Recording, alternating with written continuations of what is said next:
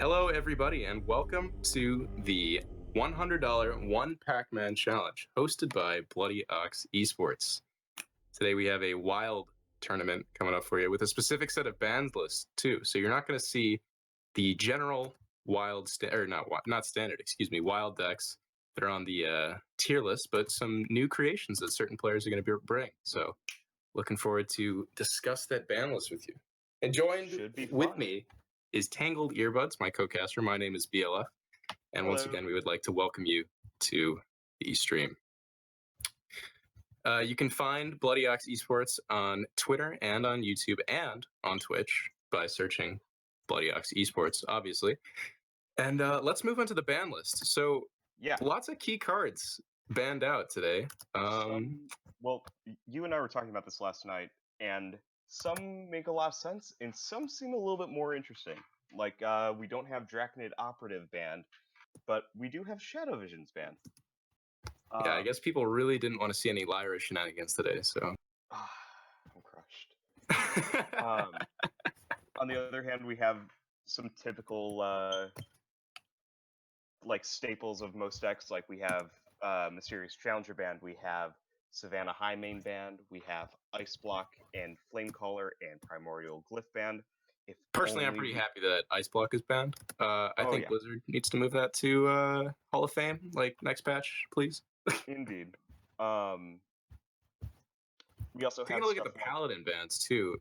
One of the bans that I was surprised not to see here was Shielded Minibot. Shielded Minibot made it through, but Quartermaster, Muster are gone. Okay, which Muster I mean, for those Metal is one of the most broken cards in the game, so that's not really much of a surprise.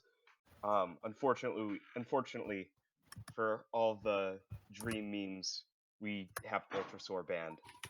I'm crushed. I'm pretty sure that was a meme ban. However, like, you can't. Somebody had a deck that was using the Crazed Alchemist to switch around the Ultrasaur's power and toughness. So you'd play Ultrasaur. Ultrasaur for what could be. The 14/7 swinging in for lethal. That would be amazing to see at this tournament. However, Ultrasaur is unfortunately banned. Yeah, interestingly enough, though, we have Emperor Thaurissan is unbanned, which means that we could see some, like, disgusting combo decks come out or some such. Yeah, other combo pieces that are not here today are also Alexstrasza and Malygos. So no shenanigans with those today. Most likely Freeze Mage will not show up to this tournament, obviously because Ice Block is banned as well. Mad Scientist is banned. Now, Mad Scientists, for everybody who was here when Naxxramas came out, know that Hunter and Mage both use that. It is the most broken card in the game. And that's right. Anyone who's ever played Druid knows that that is one of the most frustrating cards to play against. Because, oh my god. Not only do you have to destroy the body to gain board control, but usually mages run something like Mirror Entity, which completely ruins your idea of, like, curving out big minions. Right, Tempo Mage back in the day when it ran Mirror Entity, yeah, especially as Druid, dude, you were like, all right, I'm gonna play my 5-mana 4/6 real quick, and they would copy that for free, and it would feel really bad. And or you could just or what you could also do is screw over their mana curve with Darnassus Aspirant, which is also not bad. Now, that was a really cool tech that some people would, like, you would hold on to your Darnassus Aspirant on purpose instead of dropping it on turn 2. You would kill their Mad Scientist. Theoretically, Mirror Entity would appear, because that was the most popular secret at the time. Sometimes you got Counterspell, but in that case, like, you just play Darnassus Aspirant, which you kind of want to do anyway. Right. Oh, and by the way, we are almost into the first match of the day, and the first match will be played by Dark Lycan 51 against Icy Cold Wind. Sorry about that. And I'm gonna pull up their deck lists right now and see what they brought. So, looks like Lycan is playing with a Hunter deck, a Shaman deck, a Warlock deck, and a Rogue deck. And Icy Cold Wind is bringing a Dragon Handlock, a Rogue deck, glorious, a Paladin deck, and a Murloc Shaman. Ugh. groan at the sight of something like Doomhammer. Doomhammer is it's pretty annoying.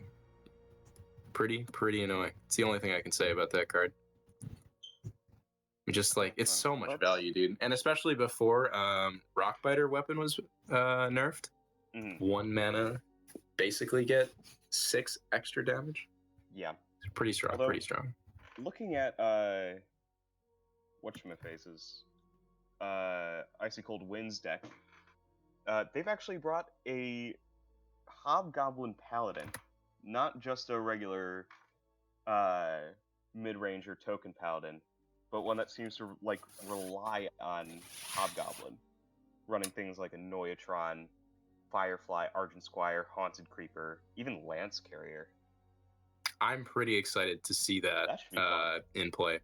Oh, also, as a reward to whoever brings the most creative deck, $20 will go to that player. So some players may be innovating on purpose instead of potentially choosing the strongest deck to hopefully win this tournament. Which means memes are going to be bountiful, I hope. Very much so. So the players have finally loaded into, or are beginning to load in to the first match. And so hopefully we can get this casting on the way, dude. Very excited to see this first match. As am I. So I have not received the bans for which class has been banned. And this tournament is being played Conquest style. And for those of you who do not know, Conquest style is you bring 4 decks, one of them gets banned, and the rest of the 3 you need to get a win with. And however, if you lose with the deck, that means that you have to play it for the next match as well. That's right. And it seems as though we're starting off with the Hobgoblin Paladin versus yeah, we can. Everything's working great. All right, so the first match is going to be between Hobgoblin Paladin and what seems to be a Beast Hunter. So pretty standard stuff. Yeah. Pointing out that Kindling Grandmother, and he obviously has no idea that this is Hobgoblin Paladin. So it's going to be interesting to see how he plays this matchup. Yeah, and obviously not really caring about the future Hobgoblin synergy by just playing the Grime Street Outfitter. Not really trying to get those buffs, just trying to get the tempo going as quickly as possible. Yeah, no Hobgoblin in hand right now, so he won't be relying on that synergy just yet. And I mean, pretty standard stuff from the Hunter so far. He's gonna try and rush this Paladin down, as I'm assuming that Dark Lycan is assuming that this is just normal Goons Paladin, as he has seen Smugglers run, and as you said before, the Grime Street Outfitter. So yeah, which it could very well may be, but it looks like if we do see the Hobgoblin at least, he's going to be in for a surprise. But I'm actually kind of surprised to see him not play the Rat Pack last turn, actually. Yeah, Rat Pack into Houndmaster is always a super strong play. I mean, 4 mana, 4/4 taunt, summon 4 1/1s. Exactly. Like against a class that runs equality, like that's pretty good. Well, equality is in the ban list, actually. Oh, that is totally correct. You got me there. However, we are seeing Dark Lycan take an unsurprising lead with Beast Hunter, as taking an early lead is typically like one of the biggest strengths of this deck. Now, ops for the Tundra Rhino. This Icy Cold Wind may be thinking that Dark Lycan has something like a Savannah Highmane in hand next turn, as a 6 mana 6/5 with charge is pretty strong. However, Spike Ridge Steed coming out for Icy Cold Wind, able to deal with that pretty successfully. Ooh, seeing a Swamp King Dread of all things. Also, surprisingly, ordering there was a little bit off. Is now going to have to use one of his boat charges to kill off this. Oh yeah, that wasn't a misplay. That was a huge mistake. Because huge misplay. Because now he can't actually get through the Stegodon. Like, I bet like what he was intending to do was... Ooh. That could And cost him quite a occasionally, bit. I feel like Hunter players forget that, what is it? Houndmaster isn't a beast. I have been guilty It's of a that a couple Worgen. times. It is a Worgen. It does have a beast That's- on the card art, though. So, That's literally racist against Worgens. hey man, Oh. Worgens have feelings too. So, Swamp Yeah. King Dread, you know, when this card was revealed, I assumed it would have been played in like almost every single Hunter deck as a 7 mana 9/9. Like, It's pretty absurd, but if we look at Icy Cold Wind's hand, I mean, it does shut out basically any minions that he wants to play. But Icy Cold Wind actually already has a pretty damn good board, and he's actually looking to just punch the Swamp King or go face.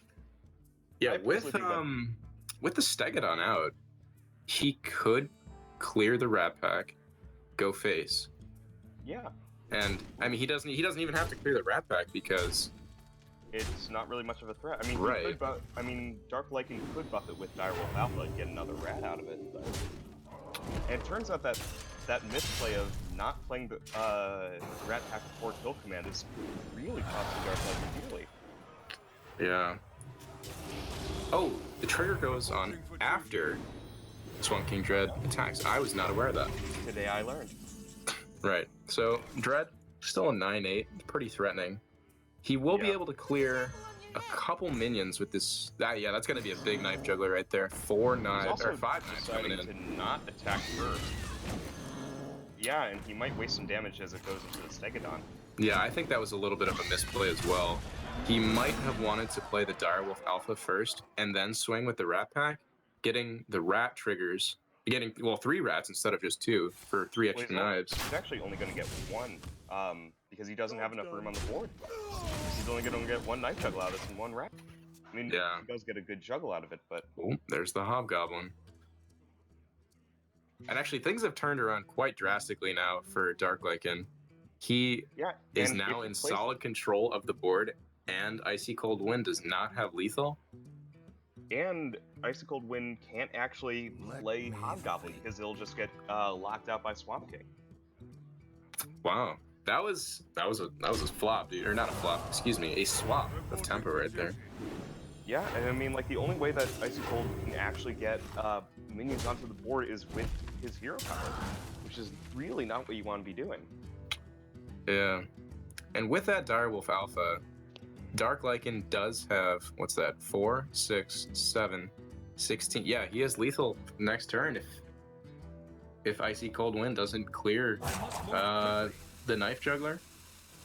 Because, well, and then the Knife comes out too from summoning the Direwolf Alpha, and we have no idea what he's going to draw, but presumptuously it's going to be something that'll burn him out. And I Yeah, think that's and game right there. That's lethal. Positioning Knife, doesn't ghost matter, face. no RNG. Of course. Why wouldn't it? Just for that little extra, haha, I got you. Yep, there it is. Game 1 goes to Dark Lycan with the standard, or not standard, excuse me, wild standard mid-range hunter, or beast hunter. Alright, so and that deck's down. Despite the misplay with Kill Command, he still came out on top, even though it looked like Icy Cold was in a really good position for a little while. Yeah, and I think that was the right play for Icy Cold deciding to go face there. There wasn't much else he could have done besides maybe clearing the Rat Pack, but the Rat Pack didn't really have too big of an impact on that game anyways, as No, there I- was a misplay from Dark Lycan. Yeah, well, he also just kind of ran out of steam without having much card draw. That too. So the his Hobgoblin list is actually running 2 copies of Divine Favor. Unfortunately, he did not draw any of those. The next game is going to be the Dragon Warlock Oh, versus Rogue. so happy. Starting off with just prepping out Mimic Pot. Yeah, I mean, hey man, sometimes you want that extra card draw. 2 copies of Betrayal. that's an interesting tech card. Oh, and Sack Pack. We already know that Lord Jiraxis is banned from the tournament, so Yeah, it's probably going to be a dead card for a little bit. However, the 2 Betrayals honestly are probably going to be pretty good against Dragon Warlock. I mean, dragons generally have pretty good power and toughness, so Well, that, and if you just, like, if Icy Cold ends up stacking a bunch of giants next to each other, then they just kind of get taken out. yeah, that is true. Like, who doesn't want a spell that basically says 2 mana, deal 16 damage? Yeah, that is pretty good. That is pretty good. He is running 2 Mountain Giants as well as a Ysera for some big drops. But apart from that, it's looking generally to be a kind of standard handlock list-ish. I mean, yeah, you're running a lot of dragons, so it's not really a standard list, Hang on. but the outer shell is what generally a handlock would be running. Now, I really enjoy the Obsidian Shard that we're seeing here. Even though he's not going to get a bonus from it, I mean, you know what? It's a cool card. He had the opportunity to have it be at a discount. However, Sacrificial Pact is, of course, unplayable right now. So, also, yeah, that dragon list is not running any demons. So that is literally a dead card in this matchup.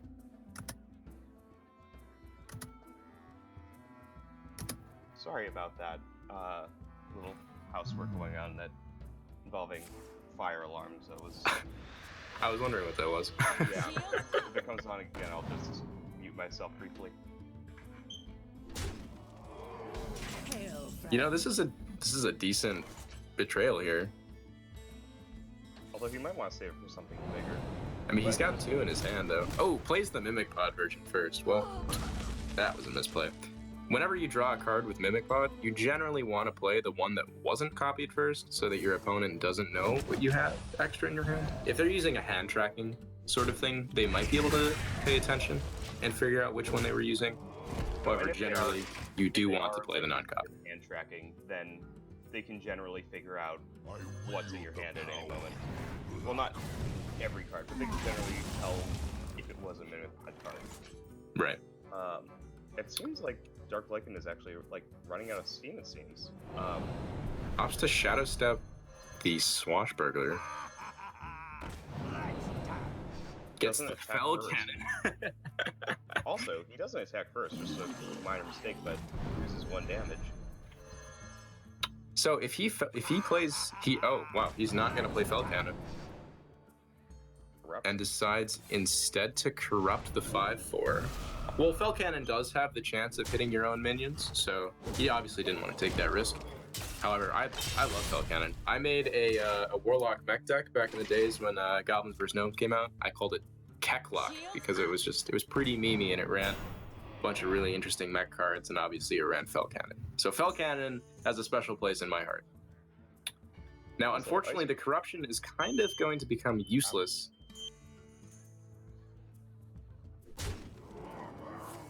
Dark Lycan side of the board after the Corruptor attacks. Good board clear from Icy Cold Wind.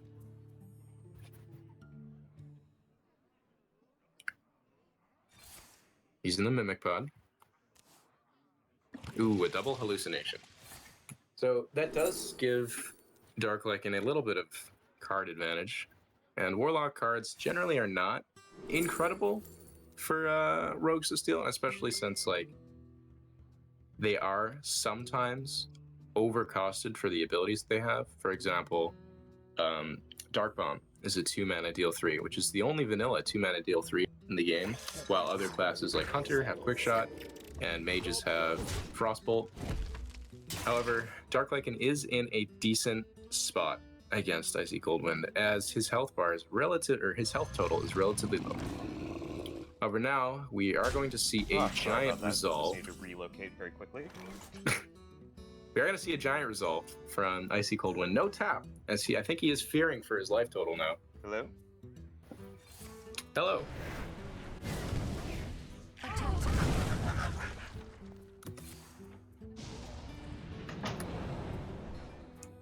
Wow, gets the high roll on the 4 imps. That was pretty lucky. And does decide to sack back one of the demons to gain 5 life. Not sure if that was the correct play, but he opts to do it anyways. My shield for Argus. in Argus comes out. So a 9/4 giant. And currently Rogue doesn't really have an answer to that. Well, he does. He can use the Twisting Nether. He can also use the Betrayal on the Argus in hopes that well, not in hopes. And use 2 of the little demons to clear it. Just looks like what he's gonna do here. And he will be able to play the Jade Spirit next. And he's got the 4/4 coming up with that. So he's got a nice section, or not, a nice power and toughness level on his Jades. So if he draws any more Jade cards, those might start to become a big threat for the Warlock here.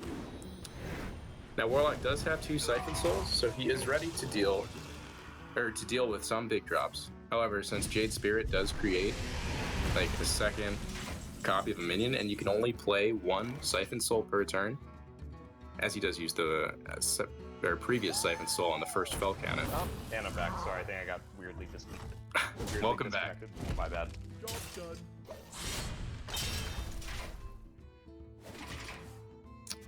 I'm not sure who's in control of this game right now. I think Dark Lycan is actually behind now because he has only 2 cards in hand. One of them is a board wipe. And you don't really want to go late against a handlock. So exactly. And also, like, he's just completely run out of steam.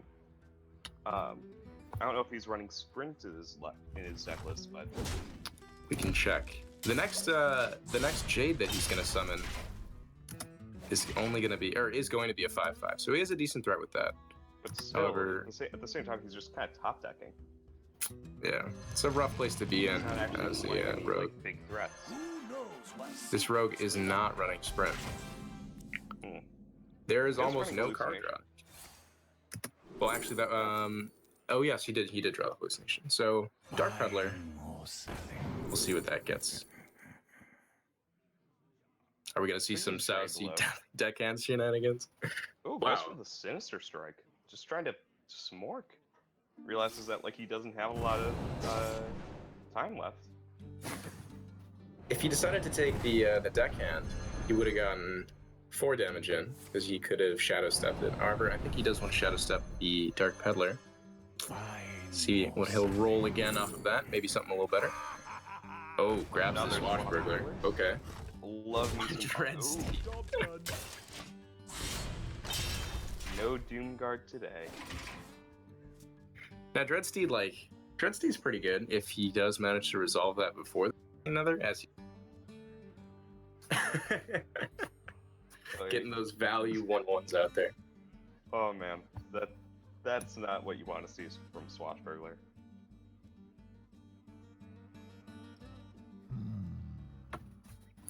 Yeah, Icy Cold, his hand is full. And he is approaching a low amount of life. Yeah, I was just gonna say that like 8 health is not where you want to be against something like Rogue. Like he might just want to mana Mortal Coil. Goes for the Corruptor most likely. Is he gonna go face? The question is he gonna go face or is he gonna He's just gonna try to outsmork. Well, he's getting 6 damage from it since Bran is on the board. Right. And that is a fireball. That is pretty much set up lethal. However, he is unaware that Dark Lycan does have the Twisting Nether in his hand. The prep Twisting Nether, nonetheless. Right. But now he is out of cards now. And hitting 2 damage per turn is not exactly up. Yeah. The giant will come down, it seems. And it does. No Argus or Sun Fury Protector. So there are no taunts. This is lethal next turn, though, for Icy Cold. Oh, ooh, that is not it's what you the want Flame to Imp. Now, if he rolled the Doomguard there, that would have been pretty clutch lethal, right? It would have been, but no. Is he going to go for the Honorable Sudoku? Yes, he is. All right, game 2 goes to Icy Cold win. So both players are tied 1-1 right now. We've had a Warlock win and a Hunter win, so those classes are off the table. And it'll be interesting to see what the players will fall back on next. I really want to see that Hobgoblin deck again. Oh, me too. That's And I want to see it when he gets the Hobgoblin on turn 3 and just goes off on turn 4, hopefully. Here, take buff. So as we wait for these players to load into the next match, going to take a look at that rogue deck once again, and it seems like he's just running almost no card drop. He has 2 hallucinations, 2 swashbucklers, and then 2 mimic pods, and then that's it. Which, I mean, like, it's fine if you're running like a more aggressive deck, but Watch your The fact that Gadget Sam is banned too, like that hurts Rogue a lot, as in Rogue really capitalizes on their cheap spells, and cycling over and over and over again. that's right. 2 stubborn gastropods. Okay. It's an interesting deck list. I'm looking forward to it. Dark Lycan's Warlock deck Ooh. looking a little Mimi here. Not the choices that you want to get from He is running 1 copy of Bittertide Hydra and 2 Cruel Dinomancers. So well, hey, he is the greatest Dinomaster. that's true. This is like a pseudo aggro deck, I guess. I mean, pretty strong. Without the quest as well, because it wasn't. Well, I don't think the quest was banned. The quest was not banned. Who would ban the Warlock quest? Like, That is hate true. playing against that. So this is probably going to be a creature-based aggro deck coming from Dark Lycan, as he is running 2 Ravenous is it 2 or 1? Let me check. 2 Ravenous Pterodax and 2 Cruel Dinomancer, along with the 2 Succubuses. So discarding some creatures and then Getting him back. recurring them hopefully with the Dinomancer. Will be interesting to see here. many options. And Icy Cold Winds And also- Rogue. It's also interesting to see him play the stubborn gastropod instead of just tapping or playing Succubus, just because it's not going to do much. Icy Cold can just dagger and hit it with the Warmer. Well, I think his intentions, or what he should have done, or what maybe he's preparing to do, is get that turn 3 Pterodax out. As, I mean, if you get 2 really good adapts, it could become the 4 mana 7/7, But, right? but at the same time, like, he basically, that last turn, he basically played a 2 mana 1/2 taunt, which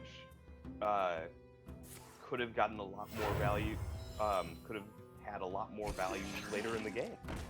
And Yeah. he's going to opt to do this, like, a similar thing. Ooh, that was the worst one to discard. As now he has no 4-drop, and if he plays Cruel Dinomancer and summons that back, he's not going to get the battle cry off of it. Exactly, no one wants to do. Oh, interesting use of Betrayal here, using to clear 2 minions for the price of 1. Wow. Poison is too strong, bro. Yeah, he is going to sap it instead of just taking the worst trade. But I think I'm not a fan of the sap, to be honest. He probably should have just traded with the Jade Golem, as you're not really losing much if you trade a 2/2 into a 1/2 with poison. Right. And it looks like that's the trade that he's going to have to do this turn anyway. And so he basically, that sap was a 2 mana, deal 2 damage to face. So, less of a fan of it. He could have used it to sap, like, the Bittertide Hydra that we can assume is coming up. Or the Tarlurk. No, that's kind of interesting, because Tarlurker, his deck is, I feel like it's supposed to be very aggressive, as it is running Direwolf Alpha, Bittertide Hydra, Ravenous Pterodax, Succubus. see what- Excuse me? Did you see what Icicle just got off of Mimikpod? Double Fugan. Yeah.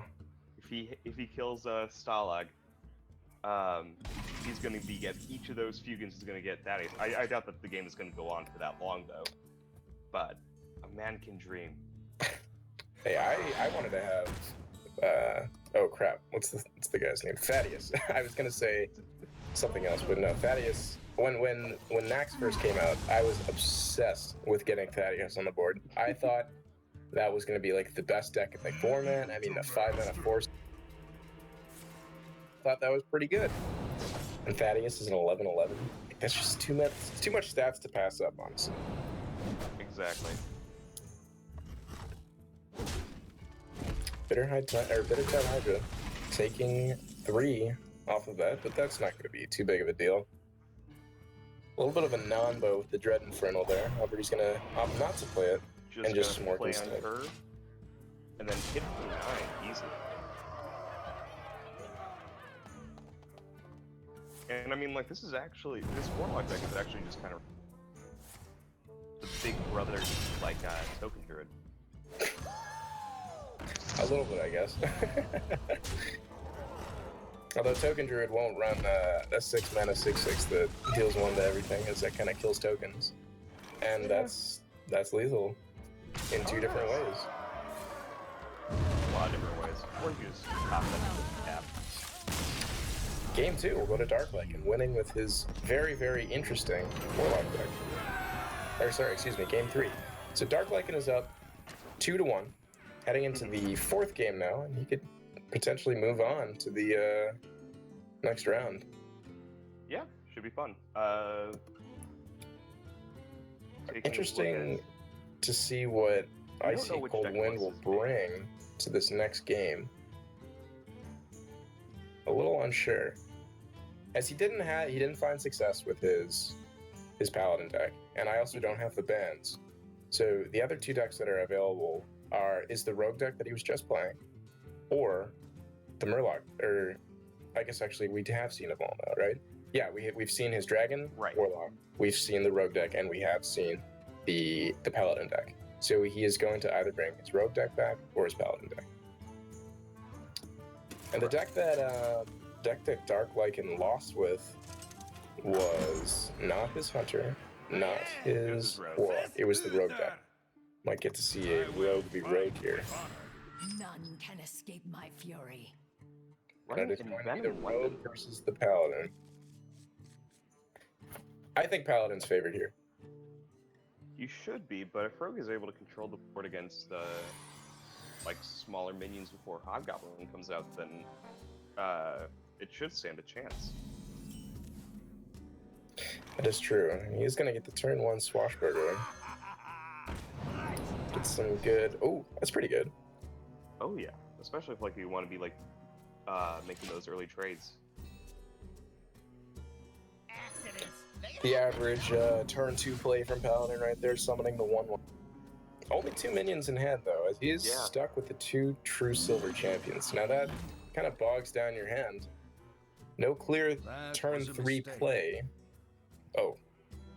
Hail, A friend. naked 2/3 from from Dark Lycan. No combo Haha, to bounce it. gotta love putting a River Croc in your deck.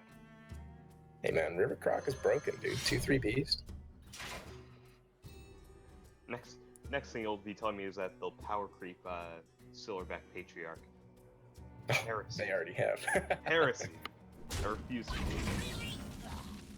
Using the Crime Street Outfitter to make that trade there. Probably a little bit better in his case, as he does run quite a few minions, as the main purpose of the deck is to buff him up with the Hobgoblin. And next turn we can see... Idric Pure. With Goes with- previous I love it. knowledge of Icy Cold's deck, I think that might have been the correct choice. As he is trying to pump up his minions. However, last time it was just kind of stomped over. He did manage to flood the board a little bit, but the Hunter deck did turn it around at the end. And that's actually a nice board state coming from Icy Cold Wind with a 3/4 Divine Shield and a 3/4 Haunted Creeper. You have no idea how thankful I am that these decks were never like popular in the regular meta during. What, the Hobgoblin decks? Yes. Oh. I mean, they were pretty memey. I mean, couldn't really do anything they were the board control decks before Western. They were.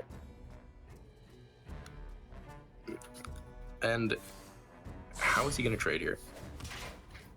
He doesn't That's look nice, like just a he hit. has like any good ways That was a to mistake. trade here. It's just Yeah. and the spiders get buffed by the Sword of Justice. That is unfortunate. Well, do you think he was taking that into account? That playing a minion would have allowed him to trade into that after that betrayal? Maybe he might have been able to play around that by. Now that's a big board state. Oh my god. It's very possible they could have sent the Noitron and just denied the spiders, but Yeah. that's going to be awesome. I mean, And he can really easily trade into this. Like his rogue deck is not running. Oh, it is running 2 copies of Phantom Knives, excuse me. Well, unfortunately, he does not have either of those 2 Phantom Knives. And Yeah, also the so- spiders were buffed up anyways. However, those Yeah. Divine Shields might have been able to have been cleared if he had that in hand. So Hey, I mean, next turn he can coin Edric. that is true. That is Boom. true. But even then, it's not really doing much, just because there is, like, it's only like the most attack on the board is 3, He will save a little bit of life with it. but not a lot. I mean, like the main threat is that like you have high health divine shielded guys protecting your board, and there's not much that you can do about it. Yeah, and takes the extremely slow play of Envenom Weapon Yeah. on an Obsidian Shard. And I cannot agree with that, because I think that Obsidian Shard with 3 attack, I mean, he would have been able. He's gonna waste one of the poison. Or actually, okay, yeah, he does. He wastes one of the poison Yeah. triggers on a Divine There's- Shield. There's no reason to Envenom Weapon there. Like you could have just played Argent Protector or Mimic Pot into something. Yeah, I and don't it think looks that was like the right Icy choice. Cold has solid control over this game right now. Oh yeah. And yeah, he's just gonna smork since he has that second copy of True Silver in hand. He's not. Yeah, exactly. And he's just 2 damage off. Not even Edric could save him. Edric's the best card in the game. I don't know what's going on. No, I think we're gonna see a I'm pretty sure he Sudoku was- of Eviscerate face here. Oh, I hope so. Or double shuriken face.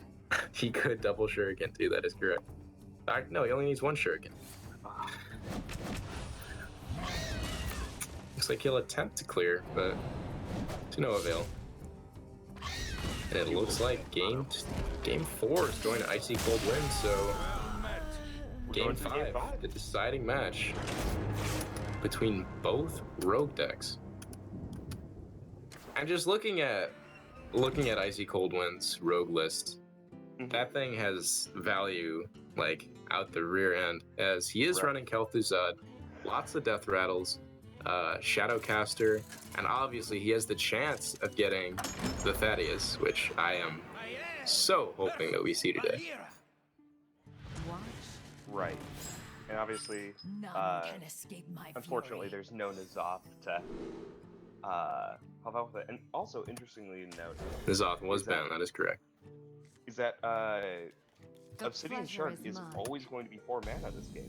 Thank Oh. you. That's Really grows right. His own class. So, yeah, well, I need to find the exact text on Obsidian Shard now. It's each card played not from your class, correct? Yeah.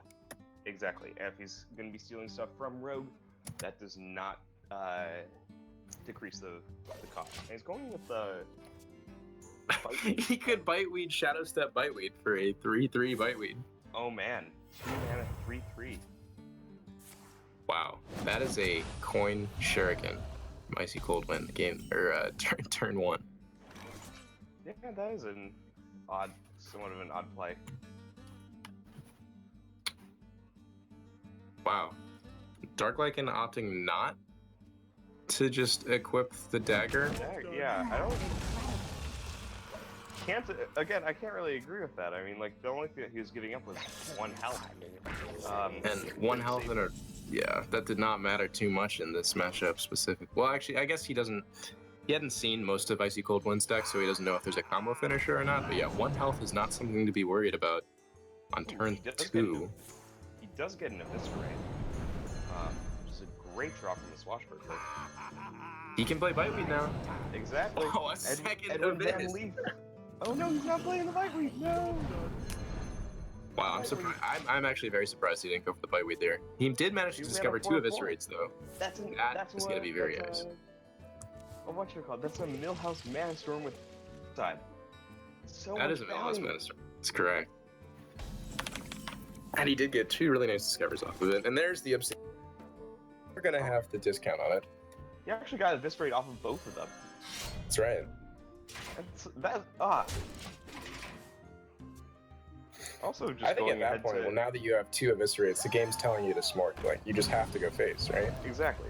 But also, interestingly, he's opting to equip the Obsidian Shard rather than play the Jade Spear and get his Jades rolling. Only 1 Jade card in hand, so maybe that was the correct play. However, minions Maybe. generally are the slower play, and since he didn't attack with the Obsidian Shard last turn, probably getting a playing game. that Jade Spirit would have been a little bit better, saving a little bit of tempo. Yeah, and well, also like basically he paid 4 mana to do nothing last. That's Um, right. Since he didn't attack, and so like I think that he might have wanted to go ahead and keep on developing the board. He had the lead at that point. Now it seems like he's kind of conceding it to Icicle. Yeah, another misplay there. Attacking the Jade Golem instead of eviscerating it. It decides to eviscerate the 2/3 instead. Takes that extra 1 damage from the beginning of the game, though. Still, Just yeah, caught you're up. right. Oh no, poor Biteweed. Yeah. Oh. Biteweed unfortunately gets sapped. We could see it again this turn, as if he really wanted to, he could Biteweed, Ferryman Biteweed for a 3/3. Oh man. Hail, friend. The That's pleasure kind of is an odd mine. play. Yeah, now the emotes. So I'm not so sure. Oh, he is Dark going Light for is it. doing. 2 mana, 3/3. Hey, that's one just stat value. point above that or above vanilla, dude. Yeah, but so is Alex Strauss's champion. Like stuff like that, which like you don't really have to vomit your hand to get. Ooh. Oh, Deathwing Dragon Lord. No, he goes for the intelligent play. Damn it. A Dragon Lord would have been funny to see over. I don't even think that game is gonna. I mean, potentially the game goes that long, as it looks like right now. Lycan just has no steam to kill. Exactly. That Jade Spirit's been just kind of sitting in his hand for since the beginning of the game, I think. Do you think he like tested this deck out before he brought it to this tournament, or he just like threw some stuff together and said, "We'll roll with it"? Good enough. A little interaction that we just saw. Sylvanas is on the ban list. However, you can still discover it. Through Journey Below. Huh. Bending those rules since 2017. Does And he draw also one of does his have card draw the- cards. So, He also does have the Unoak Raptor if it oh, that's right. survives a turn. You get a lot of value off of that. It's also worth noting that we have the Dark Iron Skull just kind of sitting in Icy Cold's hand, and I think we're going to see it be played this turn. Definitely. He was looking to play it last turn, but he realized he couldn't dagger at the same time to clear the 3 health minion. However, now I unfortunately think this game is gonna go to Icy Cold. I mean, this is a very, very early. Excuse me if I'm wrong. It is worth noting that Icy Cold is on significantly less health than Dark Lycan, but without many big minions in his hand, I don't think that Dark Lycan can really pull this off quite well. Yes. Unless the like he most sends expensive everything. card in his- The most expensive card in his deck too is the Obsidian Shard. Exactly. So no big threats coming down. And he's almost all out of burn. And we are seeing Stalag. Ah, 7/4 is happy. too strong, dude. ooh, that is not what you want to see. He could cold blood the Stalag And to Eviscid. get the combo, but he's just gonna Eviscerates eviscerate now. the base. He definitely should have held on to that in the event that he drew a minion next turn. Yeah, The shadows beckon. but at this point, it seems like Shadowcaster shenanigans are gonna be obviously a 1 mana summon a Jade Gom is pretty good. That was a big betrayal. Yeah, it was, but at the same time, Dark Lycan can't actually do anything. Yeah, that Cold Blood, dead card, unfortunately. Unless you want to commit honorable stupid. The Yeah, of course. shadows beckon. And by now, unfortunately, it's looking like Icy Cold wins. This is game in the bag. I mean, 6/6, Yeah. a 5/5, couple 4/4s. No board wipes on pleasure is Dark mine. Lycan's side, and definitely no combo that he can pull off here, as he's not running like anything like that. No Reckless Rocketeer either, unfortunately. Ooh, Could Minifod get into lucky off the hallucination. hallucinations, though. Uh-oh, here comes the Van Cleef. He's got to pick Van Cleef.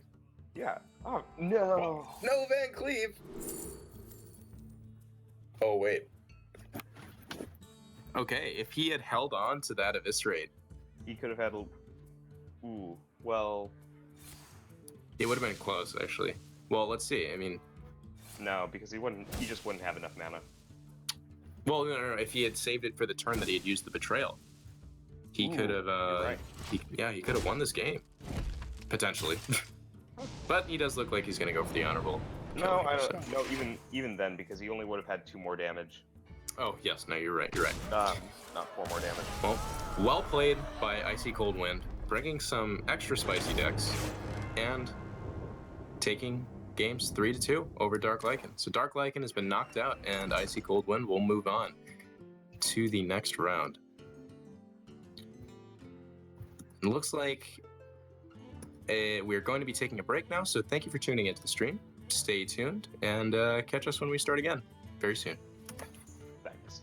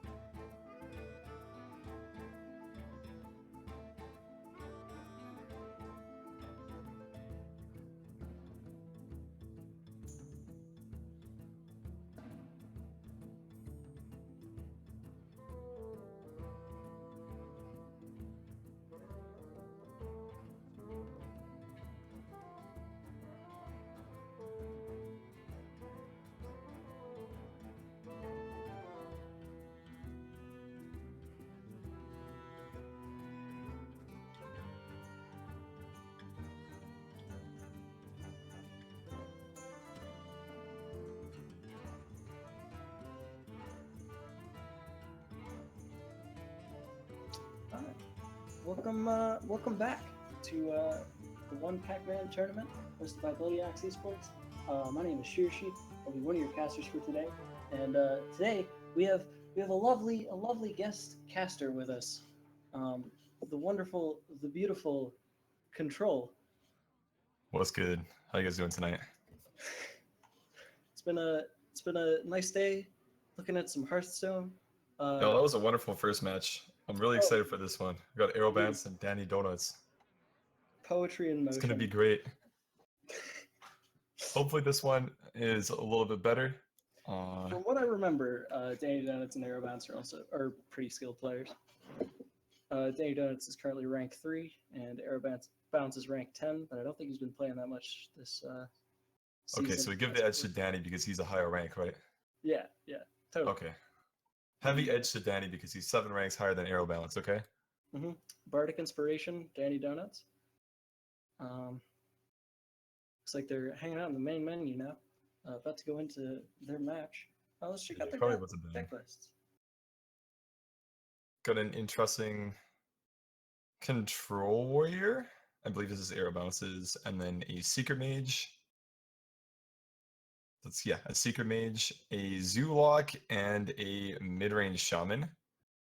Then from Danny, we have a Tempo Rogue, a Zoolock, a Dragon Control Shaman with Justicar, and a Reno Priest without Reno. Yeah.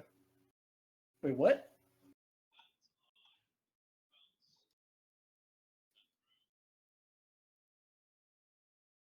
All right, so it looks like Rogue and Shaman, Arrowbounce banning Rogue, and Danny Donuts banning Shaman on either side. So we won't get to see the Tempo Rogue. We won't get to see the. What was that from Arrowbounce? Shaman. Shaman. Unfortunate. It's actually kind of looking forward to the Shaman list. Yeah, It looks really janky, but in a good way. it's a dying breed. It definitely is. And they are preparing.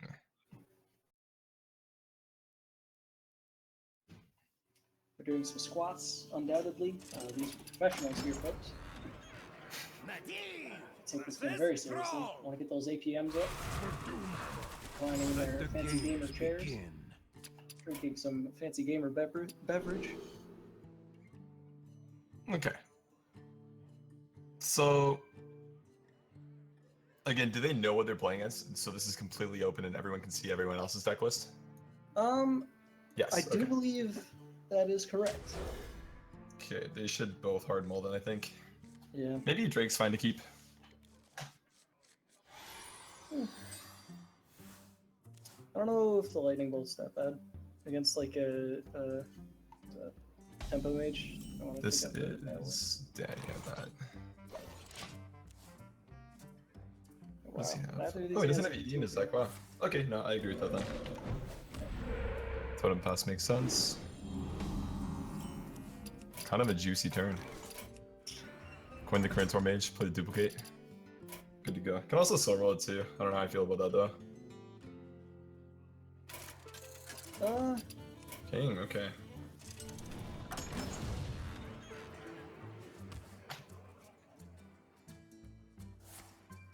Legendary Totem Pass play. Lots of fun. Oh yeah. This is some really interesting play we got going on here. I mean, it's not bad. I mean, It's not bad. No, the he's main playing stuff very makes well. sense.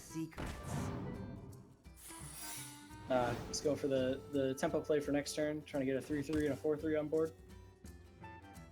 Solid gameplay. Is that Tinkmaster? Holy shit. That's Tinkmaster. Let's get it. Yeah. You can also play. I mean, this turn's kind of weird. Yeah. Tickmaster is definitely the I mean, you don't want to play right now, but Yeah.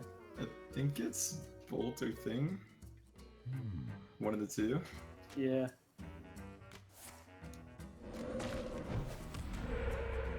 It's also nice for counterspell just to test it. Yeah. It's not as heartbreaking as losing a hex. That's actually also a pretty interesting decision for the duplicate, which one's right. to put it on. Yeah. I think I agree with the worm over the mage. Because again, in secret mage, it gets a lot of value. Yeah, and there's no way to play a secret now. And a 3/3 Yeah. is way easier to kill than a 5/5. Gonna opt to hold that back. That's really interesting. I would have figured that your play next turn would have most likely been Frostbolt plus a secret. Yeah. So you would want the second mana worm up. Yeah. Yeah, I see that. Maybe here it's not Frostbolt, but Ping. Ping plus trade in with your 4/3? Oh no. Oops. Yeah, actually. I don't think I agree with that at all. And then Let's go entity. for it. I think one really interesting thing you can do with Secret Mage is kind of just make a really big board, and if you have a secret up, you can bluff counterspell really hard to make it really awkward for your opponent to use AoE and make them make a really tough decision about going in or not going in. Because more often than not, they will just respect it, especially after seeing other secrets, because then the odds of you having it up is just a little bit higher. Yeah. Oh. It's an interesting play, That's and he pretty good. gets it. It's one of the good results. 3/3 isn't a bad Yeah, it's definitely score. rewarded. Yeah.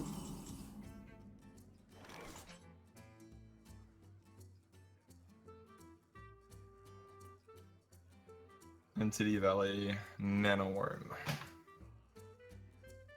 I don't think you clear any of the totems after that. I think you valet the 3/3 Yeah.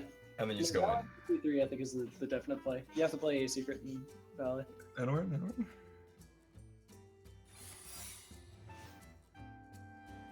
Yeah, the mana worm was like the one part of that play that's like, I don't know, I could do without.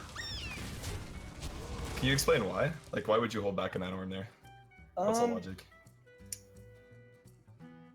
You already have a 3/3 and a 2/3 on board, so if you're trying to coax out board clear, you don't have counterspell up.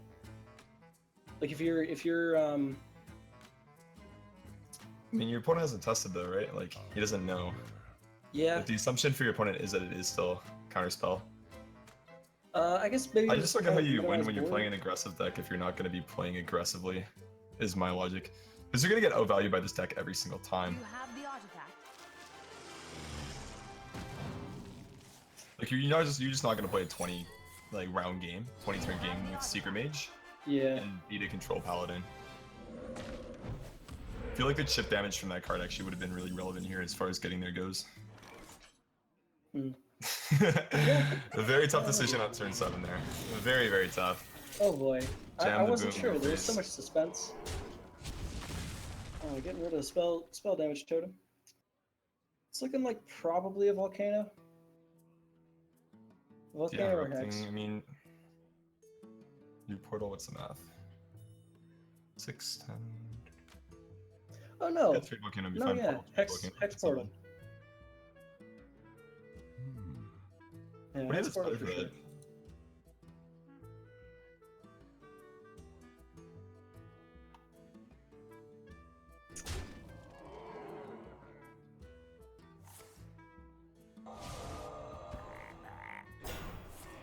Oh, Decent full clear and develop the 0 mana 5/5. King from below is really cool. Super nice returns like that. Hmm.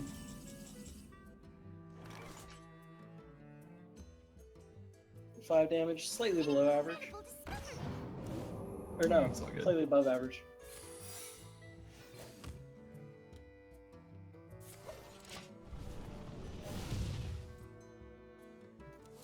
Okay, so if I'm arrow bounce there, I'm always gonna play the worm. Again, I guess this is just a different playstyle, but I mean, I would have played the mana worm however many turns ago, right? But I feel like just floating the 1 mana over and over again is not that great. Yeah.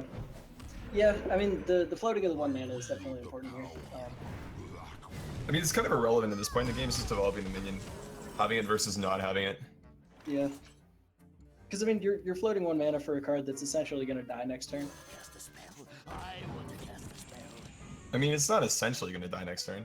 You don't know that. Yeah.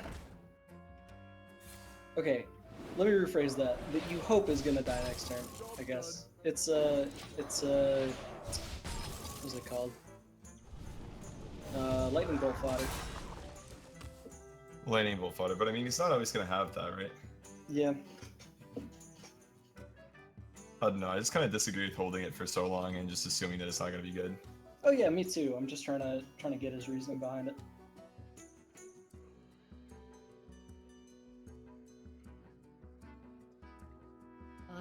I mean, is there? No, there's nothing other than that. You No, can cycle the it's map, I already- guess. You could consider doing that, but nothing's gonna be as good as that. Yeah. Also, you're pretty safe from any minion transformation. Yep.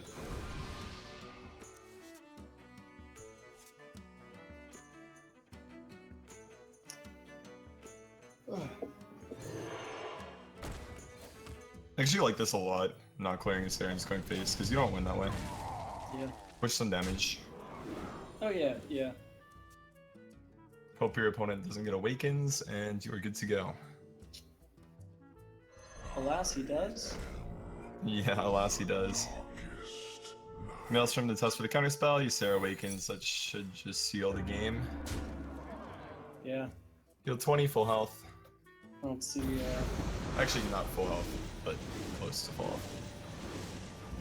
Oh no, it actually works on characters too. Yeah, Yeah, yeah. I'm being dumb. Yeah, full health. Another awakens.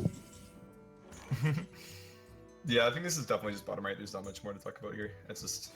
You can, I guess... What can I talk about other than the Giants and the Boomer in the deck? No, there's nothing. Maybe like Drake and a Drake into Babbling Book Polymorph. Yeah. There's gotta be some Yeah. form That'd of do line it. like that. Yeah.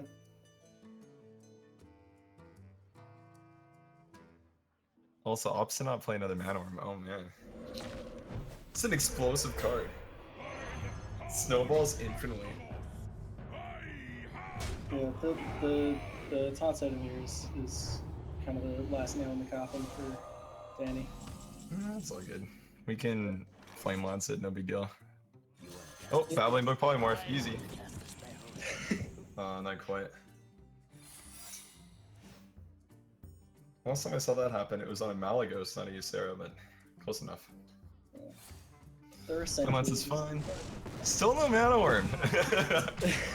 This is actually starting to bug me. Maybe he just likes the character art. Maybe he's just keeping it to look at. Yeah, that could be the reason why. I'm honestly not sure why else we're not playing it, but you know, it is what it is. Whew. Mana Bind. Look at that, just pick up another random Flame Lance and we can deal with Ysera. But unfortunately, game's over, so we can't. Yeah. Do game one, Danny Donuts taking that one.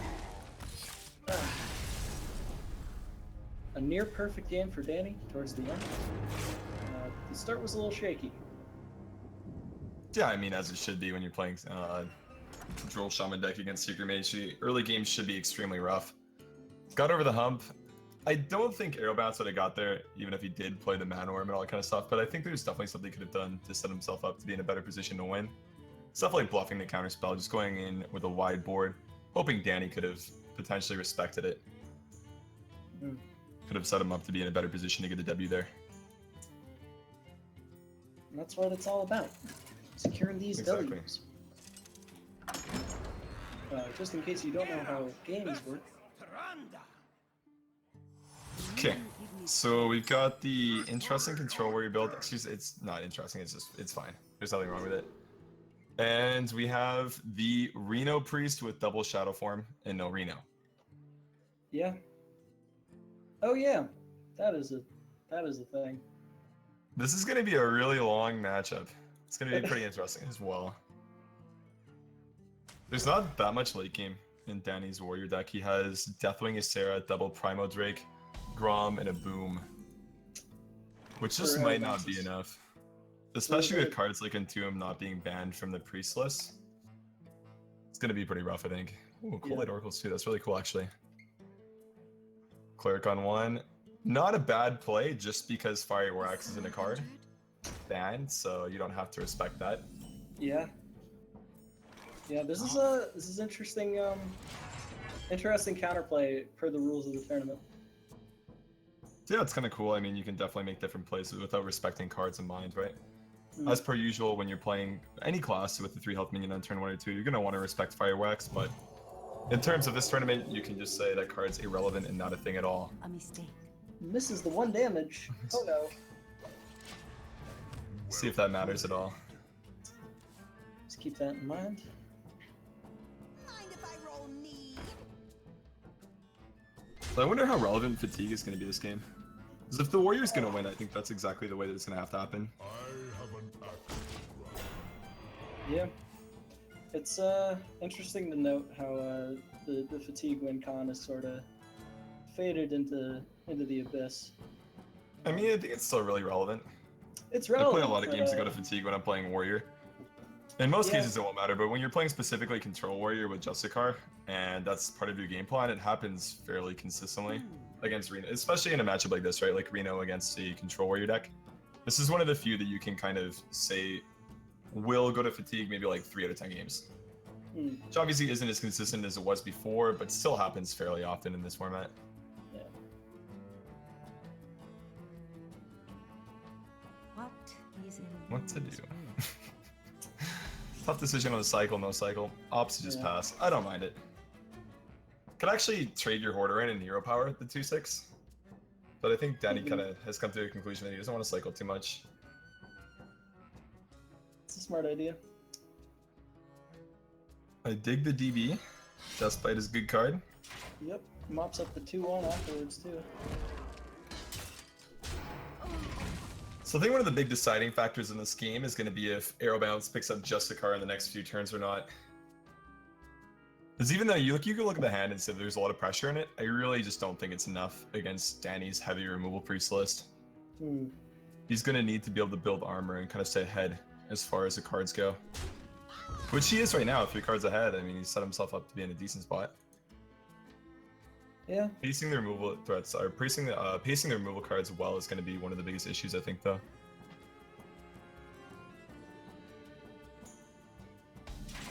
Decides not to use anything there. Nope, 30 doesn't rats need a to. little risky. I mean, his hand has nothing to play. Yeah. He can just dirty rat. I mean, But I you mean, could pyro wild just for pyro. stalling. I mean, I don't really know what it would buy you. That's why I don't think it's relevant. Yeah. I mean, it can test the 5-3, kind of forcing him to either use Death Bite or another 2 damage removal. It can, yeah. Alright.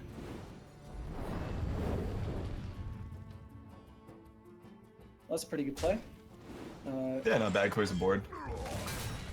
And a Well, he creative used a coin. use of, a creative way of avoiding the devastating attack power of Valley Armorsmith. Yeah, Potion Madness is a good card.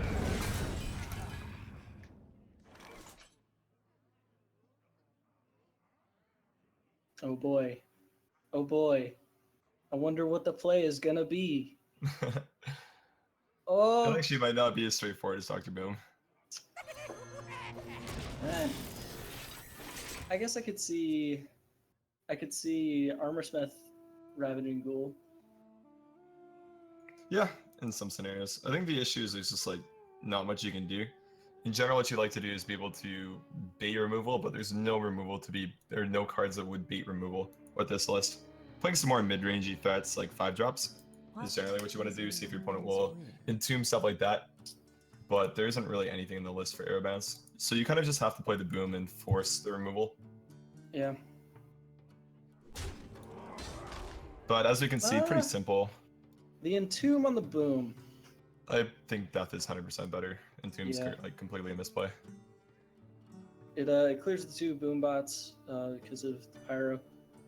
The old meme with Priest and 4 attack minions is going to be really relevant in this game, because one of the only ways that Arrow Bounce, I think, is... Yeah, ops for the death, I like it. Small plays, smart plays. Another slightly above average Boom.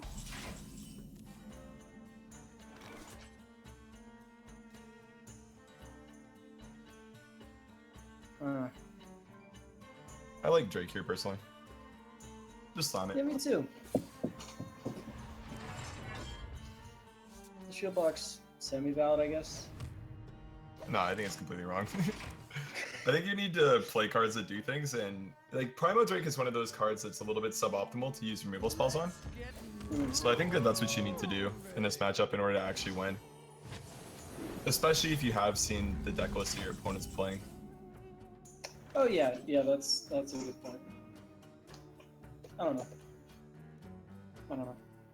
Just because, like, definitely say you wouldn't- play the Primo Drake and then your opponent entomb Primo Drake, right? Because you have no other answer to it, then your Ysera is most likely just going to go unanswered. Yeah. You haven't seen Kazakus for the 10 mana potions. There's going to be no polymorph available or anything like that. Okay. Okay, yeah. I get that. I don't know. Well, I do know. I think Ysera's fine. I mean, Yeah, Danny's we're drawn gonna what, draw half his last deck? turn. I think this is just a calculated risk, and I'm personally happy with taking this. Again, I would have played last turn a little bit differently in mind of playing Ysera this turn, but I think this is okay. I mean, it's a worthwhile risk. Entomb's fine. If it happens, that happens. Got to set yourself up to win in this game, Yeah. and that's exactly how you do it. Because there's really nothing else. There's Cabal, but no Shrink Master, so that combo wouldn't work. Mm. Looking like a sad turn 10 Primo Drake.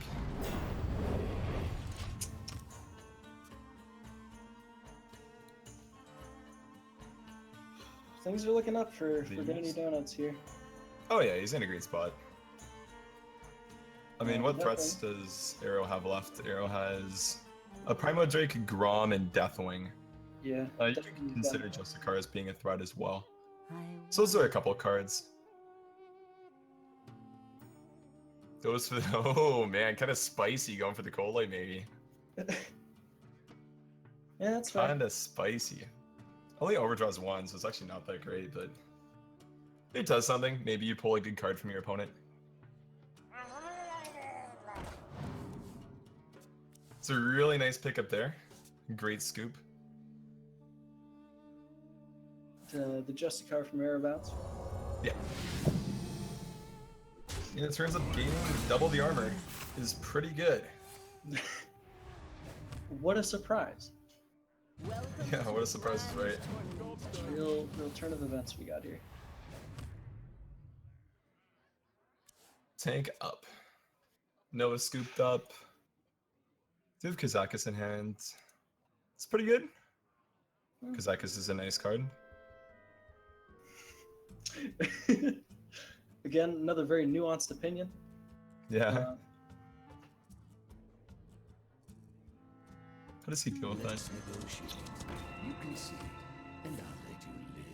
So the game plan is to let the opponent get a free trade on Nexus Champion, oh, or just get that off of Nexus Champion and be happy about it. That's also fine as Yeah. well. No big deal. yeah, I mean, I don't know what else. he I'm not would've sure if you played need to do anything that turn. Yeah, I mean, I'm not sure I agree with that, but again, there's not much to do. there. I mean, it worked. And he Yeah. draws out the first. Shield Doesn't mean it's right, but yeah, it did work. Yeah. I feel like an issue Danny's gonna run into is he just has too much card draw in his deck. Too much removal, Yeah. so you Yeah. can't really He's do drawing it anything. all now too. Yep. I mean, again, we look at the fatigue thing. He's at 11 cards and Arrow's at 12. Ooh. Whoa. No, Ganis is kind of good. Professor Paledris. It's definitely not bad. Yeah. Bash, Ravaging, Execute. I like the play here. Yep. Really simple. Weave that tank up in as well.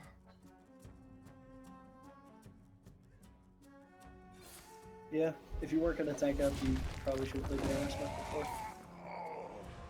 Then again, Armor if you Smith? work in No, a tank no up, Armor Smith there. No, yeah, definitely no Armor Smith. But if you work in a tank up, you should play the Armor Smith first. The other two drop you have is Crotask, and passing is also an option. I don't know, maybe you'd evaluate having a 1-4 over a 1-3. I don't think 1 armor is super relevant right now. So the extra 1 health on the minion could actually be better. It's not always Yeah. right to go Armor Smith into Ravaging Ghoul. It's a good play when you're playing against aggressive decks and you need to stabilize, but it's not going to be relevant in this matchup. So you could opt to say that the 1 health is more relevant on your minion than the 1 armor on your character. Not sure how I feel about cycling the Acolyte there myself, Yeah, I wouldn't have done that. just because this is going to be a matchup that will go on for quite a bit longer. Fatigue means the better the odds are that Arrow Bounce wins. And it's actually looking really good for him right now, by the way. Yeah. And he's kind of Sitting pulled a at bit of a 50 180 here from the favorable hand Danny Donuts had a few turns ago. Yeah. Well, I mean, it was just looking good if he could pace his threats, but he couldn't. Yeah. I mean, he probably could have, but he just chose to play for a different line. Sarad and Confessor, some of those cards that are really good to drop really late in the game. Almost close to when you are fatiguing and almost dead from fatigue. Just because what they can do is, if you kind of run your opponent out of removal, then the cards will just continue generating value. And essentially win you the game by themselves.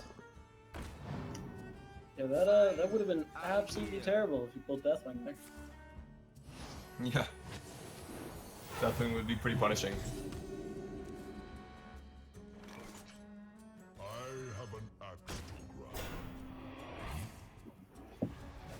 Some more relatively box standard plays. Yeah, really simple. Put your 4-drop armor up. Shadow Form, that means Kazakis is now active, I believe. There's only one deck. Yeah, so Kazakis is now activated. Oh yeah, I thought that was just a glitch. I figured since I was spectating, I didn't see the orange.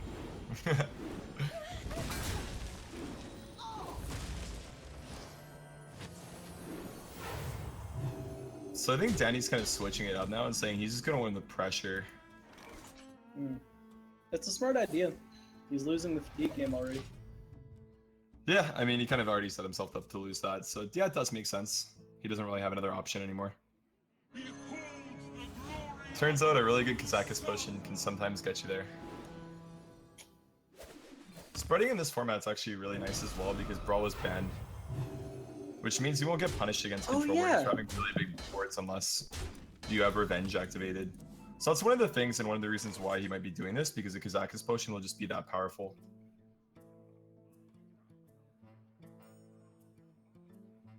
Tossing the evil right back. I don't mind it. Evil, Icar, Revenge, Clear Lyra.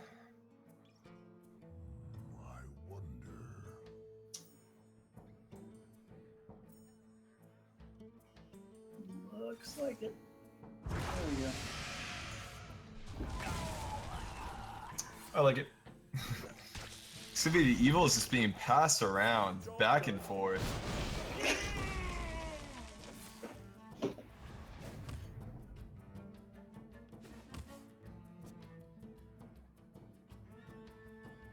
There's Raza.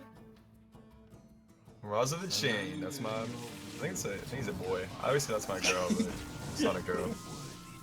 Easy 10 mana. I think you take the demons every time. You're just looking for value in this matchup. Yeah, that's not the potion you want. I think the sheep Good is. the 8 though. I'd probably always go for the 8-8.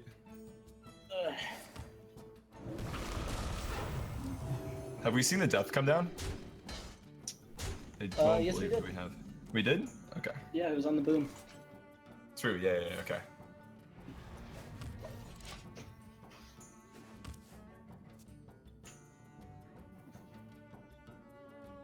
It's an uphill battle, but Danny Donuts is hanging in there. Definitely is. Sand isn't really too terrible for any massive board wipe. No, he has a lot of refill. He's good to go. No, I think the 10 mana potion makes sense then, with Deathwing in mind. Yeah.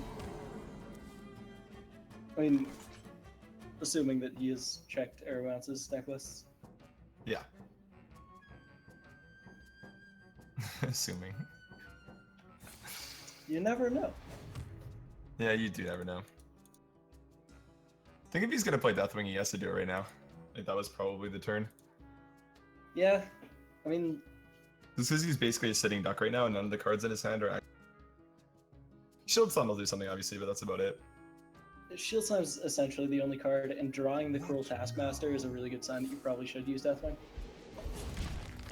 Yeah. Classic poker Not a terrible logic. sign.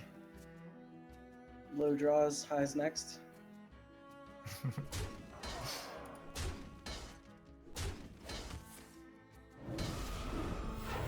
Uh, 3-6 right now. Danny Donuts is still losing the fatigue game. Yep.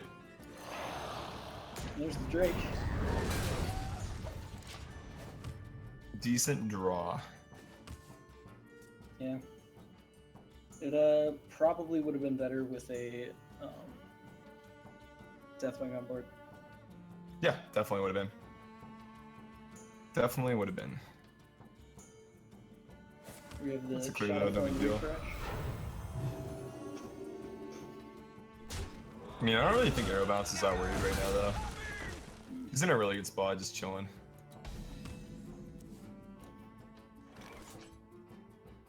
Hit the button and hit the pass button. Armor up end turn. What? Okay. Aerobounce is placing some gooses in some baskets right here. I dream and the world There's gonna be. I don't think that can ever be right in any scenario in this situation. I don't think it could ever be right, but I also don't think like here is the worst time to use it. If you Shield block? You never play it, dude. You never play shield block anymore. Eh, It's a dead card. Do you want to be 2 draws ahead of your opponent in fatigue or 0? Or sorry, or 1. is he 0? Two or I think yeah. If he's still No. 1, I think he's just banking on the fact that he has 24 armor. I mean, Like why bank though? Like that's unnecessary risk. There's the spawn of shadows. Let me change your mind. like the priest has a full hand and your only removal is Deathwing. If you let him have 1 extra fatigue, it's really rough for you to win. Yeah. Because you're tanking that extra damage.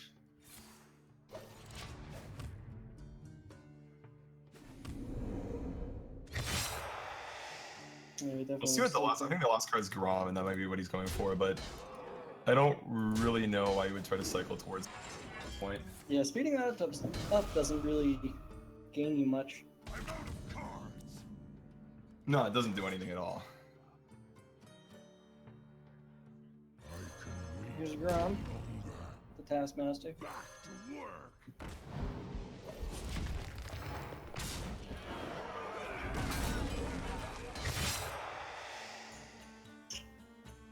Danny's got a ton of damage in his hand with Spawn of Shadows, Garrison Commander, and the new Shadow form too. They're Yeah. cool. What's that? So That that's is a lot. 6, 10. But yeah, I assume that's why he's saving the second Shadow form just for that combo. Yeah.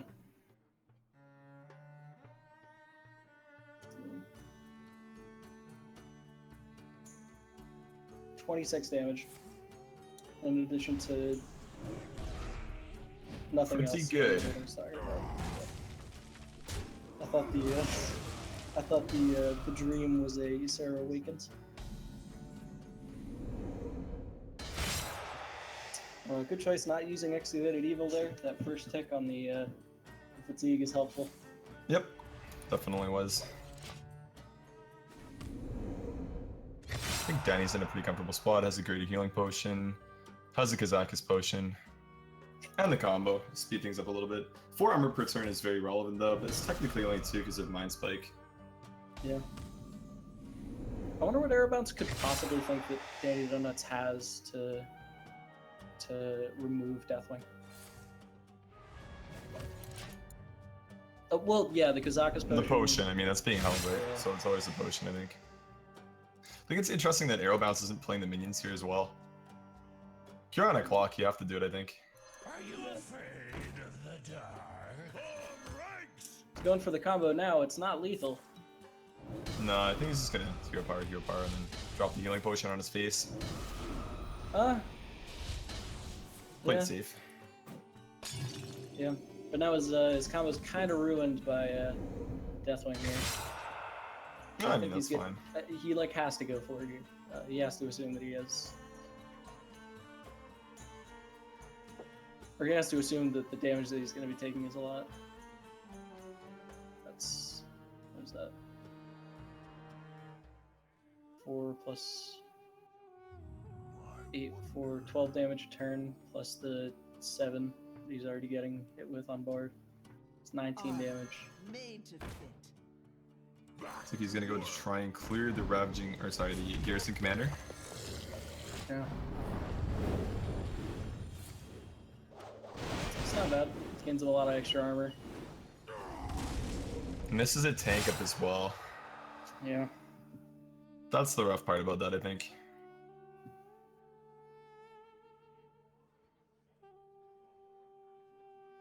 It looks like Aerobounce has this.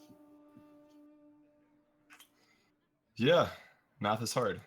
But Spawn of Shadows kind of worked against Danny here, I think. I wonder. Yeah. Potion's not gonna help. Yeah, he's kind of out of options.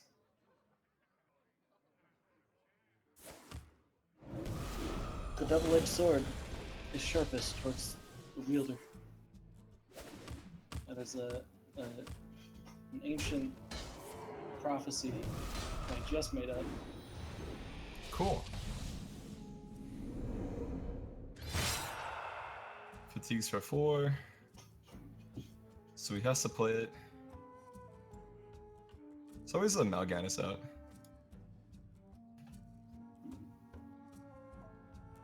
It sounds funny, but it's actually kind of relevant.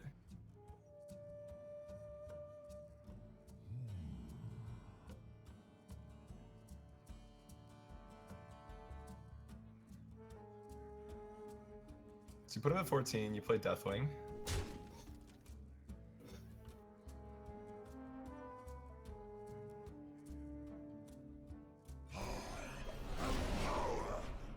Good stuff. Fatigues for 6, go for the Poly Potion. He goes for the Poly Potion, but he really only has one turn to do anything. Yeah, he needs Mal'Ganis. And he And doesn't he get does it. not pick it up. Okay, it's gonna be a good game. Yeah. That was a long one. Surprisingly close up until the end. There Yeah. were times we thought the game was in the bag, It's finished. and then it wasn't. You win. It's kind of cool commentating this kind of stuff because we don't really have any background information on the deck, sorry, and we wouldn't have been playing them beforehand. It's kind of what I like about this format is just some new deck lists. Interesting stuff like not having to play around Brawl, for example, is actually quite relevant. Oh boy. It's like That's a for some extra vacation. depth. Was that the first game? Second. Second. Okay, so the first game was Shaman and Mage. Shaman one. oh yeah. I believe it's 1-1. Okay.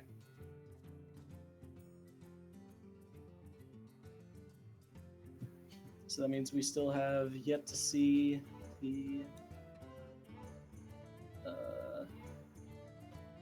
this big spreadsheet open, and it's like it's just a maze of numbers and letters. Medivh versus Uh, Gul'dan. There you go. Your Mage and Zoo. Let the games begin.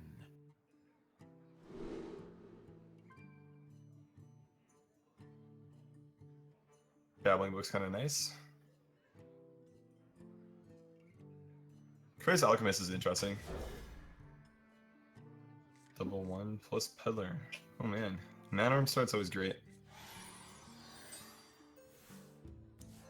Why do you call? Picks up the Nerubian egg as well. It's really good. Yeah. Job done. So, I actually kind of like coin AI over the book there. You get the thing though next turn, and you pick up the Frostbolt, so clearly you're rewarded for that play. oh, coin AI next turn. Yeah, That's like Man-Arm coin AI. yeah. Because then you get the kill off mana one. There is a Frostbolt to get rid of both here. It's definitely a nice scoop, which makes the play good.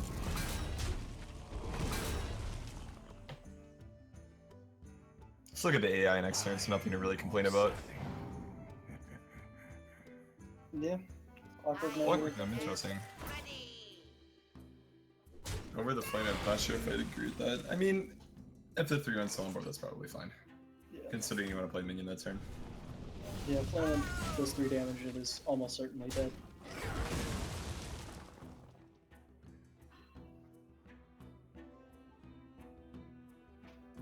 Looking like a councilman turn.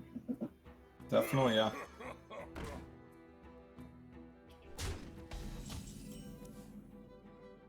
Like holding the stealth as well, just discard fodder. Looks like it's gonna be kind of tough for Arrow here. The hand is extremely clunky. Yeah. Wow, two cards that you Good. did not want to lose. Yep.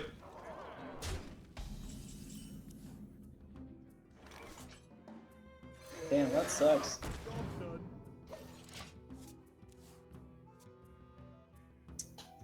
Here's the Public dark side. Soulfire, GG.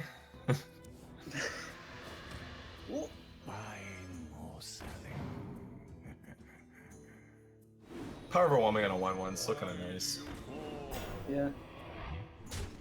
Ooh, So stealth, not bad. yeah, I like that play better than mine. You don't waste the damage.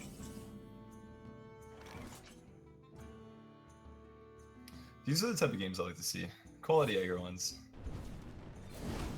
Yeah. Yeah. And it's still relatively close. No, I'd say Zoo wins every time here. It's really tough just because so many cards in the hand of Aerobounce just aren't. Like, the only relevant card I'd say in Aerobounce's hand right now is Frostbolt. That's it.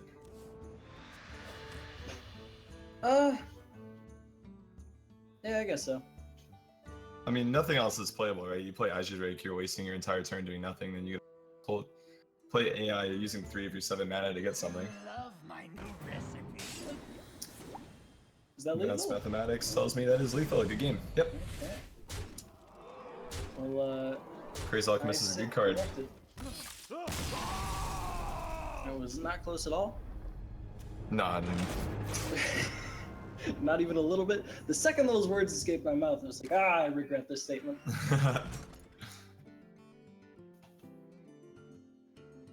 Oh, I would be a terrible politician.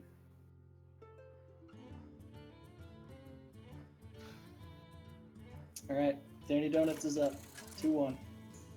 Yep, gotta get the W with the Priest list. Against a Zulok deck, I believe. Discard, or not discards, I mean it's Zoo with Silver Golems. No quest though.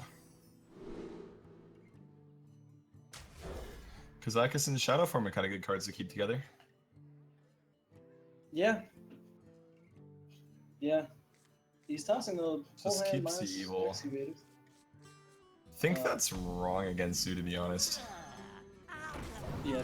The 5 mana turn Kazakus five, potions are some of the strongest things you can have in Hearthstone. Yeah. Very, very powerful play on turn 5.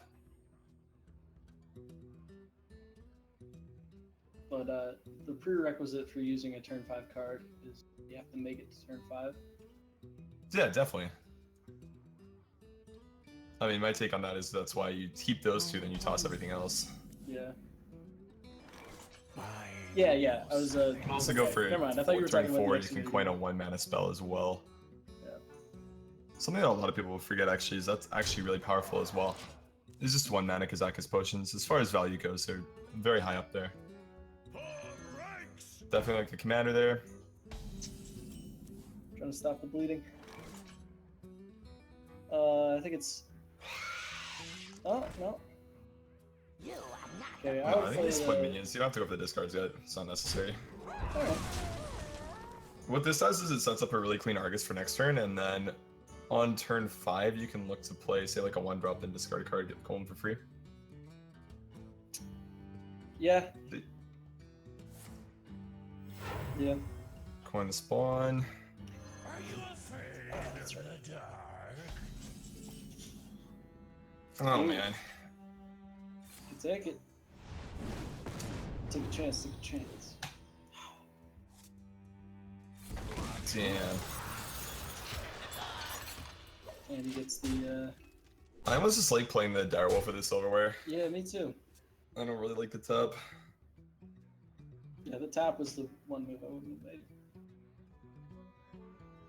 It's not necessarily long if he thinks he can win a longer game or if he's looking at bigger threats.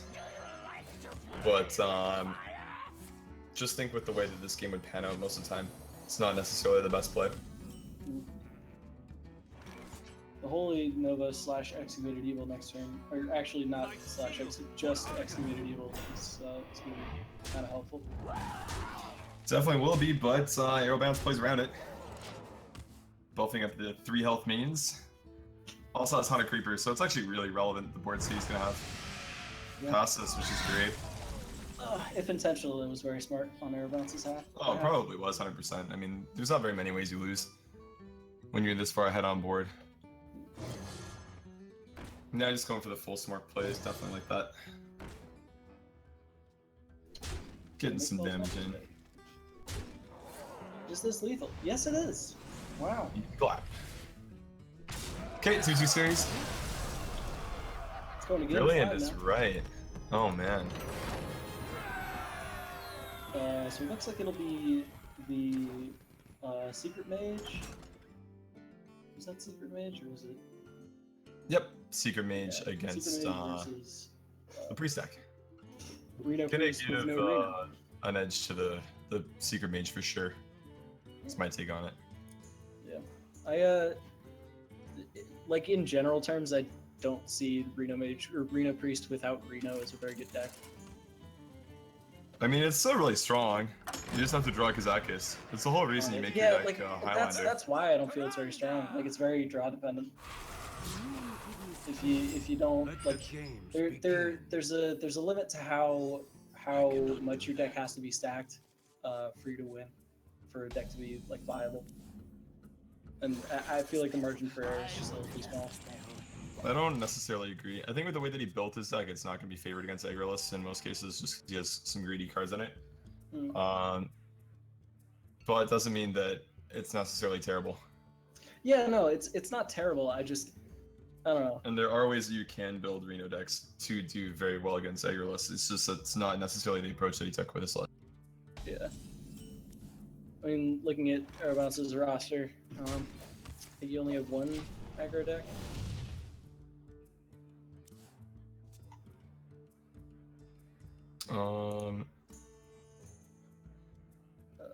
I mean, he brought like mid-range Shaman, Zoo, Seeker Mage, and Control Warrior, so 2 for sure. Yeah.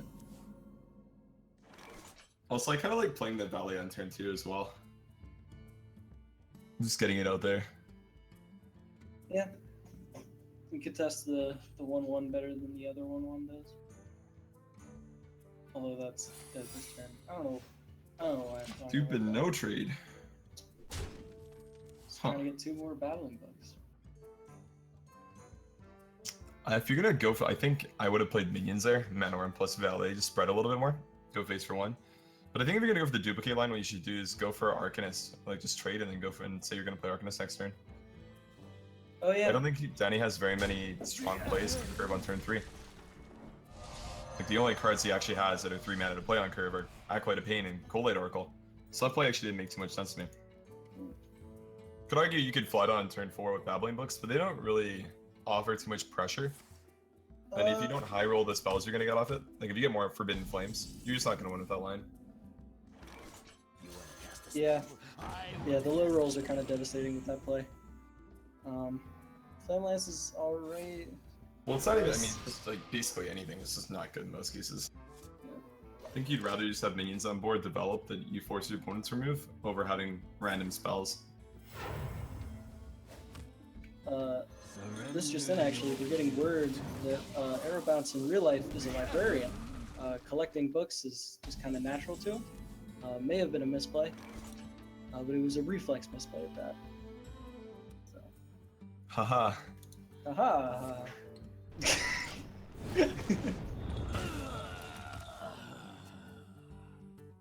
Coin Razo was really good there. Really, really nuts. 30 rad, oh man. It's a decent play.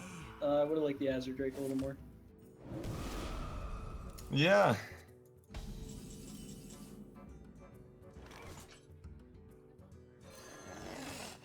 And the fireball coming down. I think you have to trade just because of hero power. Mm. It's really strong and might actually just carry Danny to a victory having the every turn. Yeah. Make And on that turn 3. 4, no less. Or starting on turn 4. Yep. Who's that? It's a 10-round game. This is at least 12 damage. Or 10 turn. I mean, it's just quality removal is all that it is, really. The end is coming! Not that he's lacking that. He has Exhibit Evil, Shadow Word Death, and Tomb. He's got a ton. Ooh. Penguin Manor there. Yeah, he's just playing really safe.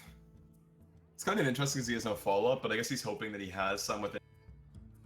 Be able to pick stuff up like Coda Rider or Confessor Paletress, assuming that the board is in fact clear and have the initiative to play it. That's what I think his game plan is with this.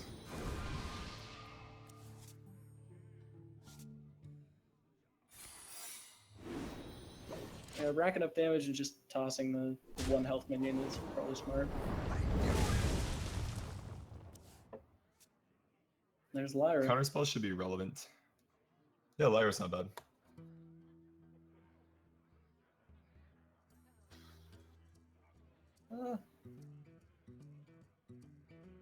Yeah. I like Tempo Cabal Shadow Priest. What is Elun's will? That's probably my play here, is just do that and pass. Like to play with fire?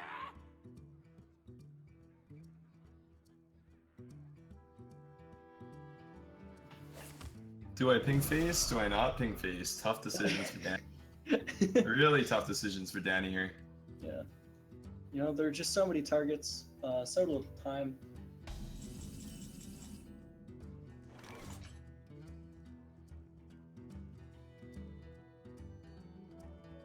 The Mirror Entity here could be really good.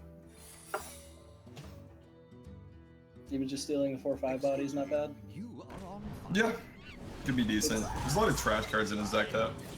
Yeah. Yeah, It's, looking at the uh, hand of Danny Donuts, it should be good. It's definitely an above average pull against a priest. Or this I really priest. don't like the fact that he's not playing the Arcanist, and it makes absolutely no sense to just hold them back here. You have counterspell up, so if they won't be removed if your opponent uses heavy hard removal spell like Entomb on it. So I just don't get the logic behind it. He could have easily just slammed double Arcanist there, developed a really big board, and started to see his advantage of the game and try to win that way. Yeah, is there anything else that's heavy in Arabout's deck? Oh yeah, yeah. Boomably, Okay. and the Arcane Giants. Yeah, so yeah, you But like the definitely issue wanna is, play there's the- no reason to just go for it because like that card's just never gonna get better. It's perfect when you can play 2 of them on turn 8. With the counterspell up, the perfect secret to block them. Yeah. Probably wish Especially they with the follow up of the entity, right? To buff it again next turn. Assuming at least 1/6. Yeah.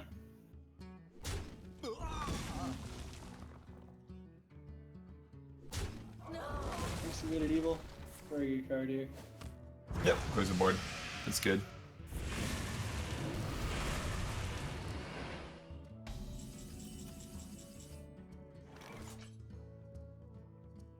An incredible discovery! An incredible discovery! Good ordering. Saves into all the secrets. I like it. Lots of burn in the hands.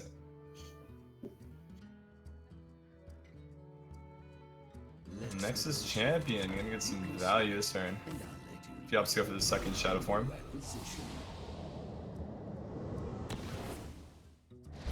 Decides to go for the Nova instead. It's not terrible. Yeah, I'm not sure about that myself. You get more damage on the 2/1s. I think you'd assume that he would just like trade ping. Or just go face, but Yeah. just because then you get more random spells. And I guess if you're playing Nexus Champion spell, that's kind of what you want to get out of it. Interesting. Yeah, Is just the random spells. Yeah, I take that back. Not maximizing the You are on Inspire fire. effects. Yeah, it's definitely not the matchup where you care about maximizing the value, but it just seemed a little bit better than Nova to me there. The downside to not doing it just wasn't there. Kazakis is pretty good. Duplicate counterspell. There's Lyra. Silence, nice. Free cycle. Beautiful. Free from Amber is not quite as beautiful though, unfortunately. And another Nova, I like it. Not a bad Lyra. Dupes the Archaeologist. Sure, Are they better or are they worse than Medupe's Valet? Having two of. It just depends. I'm not sure how many secrets so often deck, that's basically what's relevant about it. If you have a lot left and you can cycle through your deck to draw your top end easier, then Archaeologists are better. And Valets right now aren't very good just because we wouldn't have any secrets up to use them with. Ups to the 5, I like it.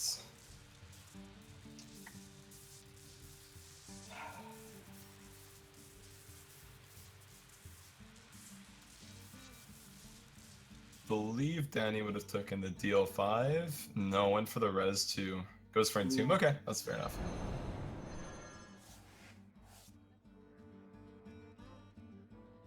And pings the Boombot after. No, opts for the Manworm. I like So it. you get the nice Holy Nova next turn.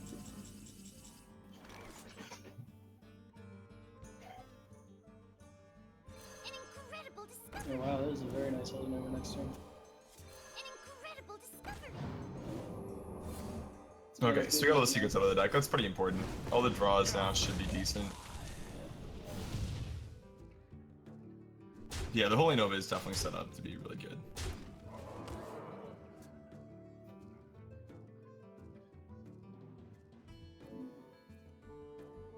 Good Nova, Hero Power, Garrison Commander, Hero Power. Yes. Upgrade Yes. the Hero Power, play it a couple more times if we want to.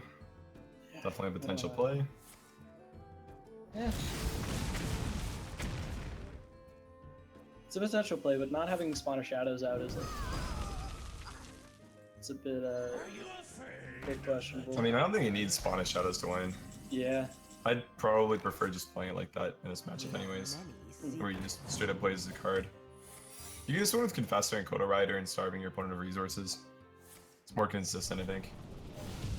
Alright. Just because you lack the healing, you'd use the healing, your Gritty Healing Potion. What's that secret there? It's a Mirror Entity. Yeah. Has he already used Tournament both Medic will spells? help. Oh yeah, for sure. That's a very good card to draw here.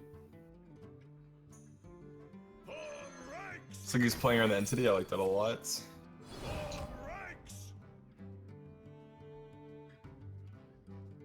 It's a lot of healing. This is probably the nuttiest Shadow form I've seen. It's Hero Power.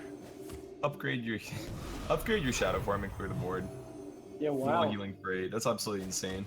That's I like, don't think I've ever seen Shadow form be this good before. Ever.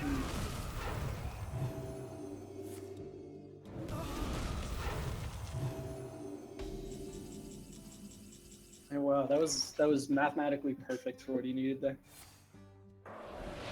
Yeah, that was nice. Fortunately, no dupes left in the deck, so the Giants aren't going to be too great. Yeah.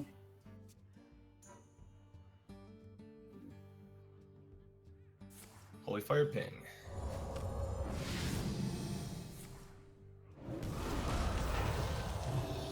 Back at full health. Roaring Torch is not going to do too much right now. What are you talking about? It's gonna do 6 damage. But Yeah. I should start my stand-up career and then burn it to the ground.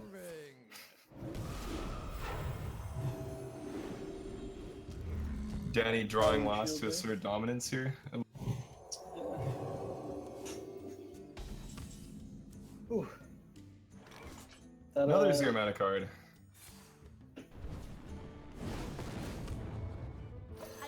Using the one that costs less, I like it.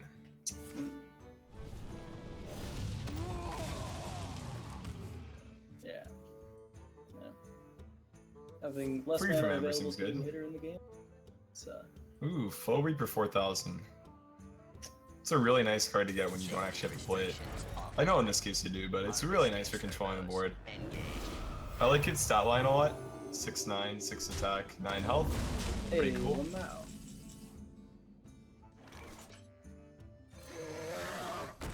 This Kazakus potion is also looking pretty good with the reset. Oh yeah, it's looking absolutely insane. I like holding back the runner just because of Full Reaper 4000's effect. Full Reaper, yeah, 4000. Damages the minion next to whomever it attacks. Really powerful effect. Cards. Ooh. Take this time to consider your Confessor heal power line. Oh man. What does Danny get this time? Wow! I am almost out of cards. The 1010 itself is just nutty there. I mean, it doesn't matter, but Yeah, the game's over. on average, you would have had enough cards, or would have enough stats to kill anyone. Checkmate. Well Okay, quality game. Danny takes a series 3-2. Definitely an interesting one with some engaging games. Yeah. That was fun to A lot of watch. variety as well. Yeah, definitely was. I look forward to seeing Danny further on in the tournament. Once again, this has been the One Pac-Man tournament hosted by Bloody Ox Esports. I've been Sheer Sheep, and this is, Control. What's good? yeah, got him to say it. Got him to say his own name. We'll be back in 5.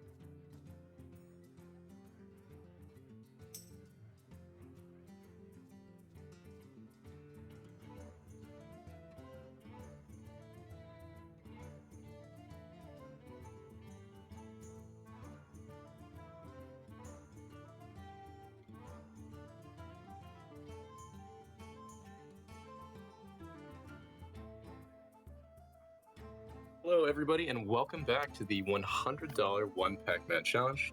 Game that you just saw was won by, I believe, Danny Donuts. I think he took the win over Arrow Bounce there. And the next round that we're going to be playing will feature Voice Kraken and Bad News. Bad News has banned Mage, and Voice Kraken has banned. Here, let me go find that real quick. What did he ban? Well, I don't know what the other player banned. However, bad news is find banned out mage. soon enough. That's right. So, decklist looks. Voice Kraken will be bringing Priest, Warlock, Always And love to see Shaman. Priest. and bad news is 4 decks consist of a Priest deck, a Warrior deck, a Shaman deck, and a Mage deck. So, this is going to be an interesting game. So I'm going to peruse these deck lists while we wait for the players to head in. Unfortunately, no Kazakus in any of them, so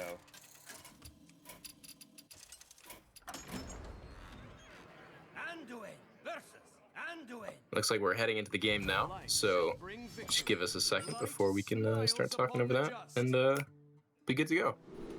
And it's Priest versus Priest for our first round.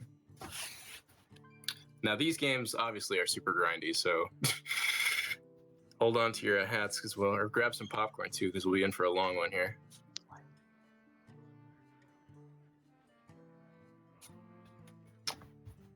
Interesting opening hand from Bad News. Looks like he's going to be playing some sort of dragon variant, while the other priest, Voice Kraken, playing more of a value-oriented priest with Cabal Courier. And I did see a light spawn too, so that's interesting. Also a free from Amber. Wow, this You will be a gotta fun love round that. here. yeah. So these matches tend to come down to like who the most value out of their decks. I think Dragon Priest is obviously going to take the beatdown role here, as their decks tend to be a little more aggressive. And Yeah, this they is tend to be- wild, so we do have access to all the old dragons like Twilight Guardian Is someone injured? and Twilight Whelp. And Blackwing Corruptor. Although not a dragon, still obviously works very well with it. I mean, the dragon synergies in old Dragon Priest were just ridiculous. I mean, I hated queuing against that deck because, like, it was just, I wouldn't say it was oppressive, but like all their drops were just so good for their mana cost. I mean, like, Although, especially with obviously- Draconid Operative now, ridiculous. Yeah, actually, a bit of an interesting choice to not attack the cleric, because obviously, although like you would be giving them a free draw, it would basically deny them a good trade in the future. I think that was the right play. I mean, like, you just don't want to have a card, or you don't want to generate any card opponent. Yeah, I do fair see what enough. you're saying though, and looks like he might decide to inner fire it next turn to clear off this Twilight Guardian. That would actually be a very possible play, just because it keeps your momentum going, and you can also just drop a Cabal Courier or a Thoughtsteel if you wanted to. Yeah, I mean, by now he obviously does know he's playing against dragons, so Thoughtsteel might not be too extremely useful, because if you get a couple dragons that lack like a dragon synergy, you might have a couple, not dead cards, but less than average cards. This is As actually the an Twilight interesting Guardian. choice. Oh, You guys for the Yeah. Firelance portal. Opting to keep the healing stream going to make sure you can squeeze value out of that. I mean, Firelance Portal, I think that was the right choice too, because Yeah, no, I I agree just- with it. dragons Still have big touch it. bodies, and like 7 mana deal 5 that summons a 5 cost, like, gives you a good way to trade against other minions. I mean, to be fair, who doesn't want one of the best cards in the game? That is true. I mean, a Northshire Cleric here is just a solid play. Setting up a light spawn on an empty board when you just saw a death be used is also another strong play. Yeah, but he does have. But Bad News also does have that, what we would assume to be Draconid Operative coming. Right, and here you can see the lack of a dragon synergy, as the Wormrest agent that Kraken stole will most likely never get the +1 attack and taunt unless he has a big dragon lurking in his deck somewhere, which is a possibility. Yeah, but even then, it's possible that a 2-mana 2/4 this late into the game just wouldn't do enough. That is true too. It's very true. So I don't think that synergy trigger actually matters as much as Voice Kraken just trying to keep the momentum going and not giving any leeway or quarter to the Dragon Priest, because obviously as soon as you do that, they take over the board, they start swarming you with their Draconid operatives and their not discovered, just their massive bodies and really efficient removal from like stuff like Bookworm. Right.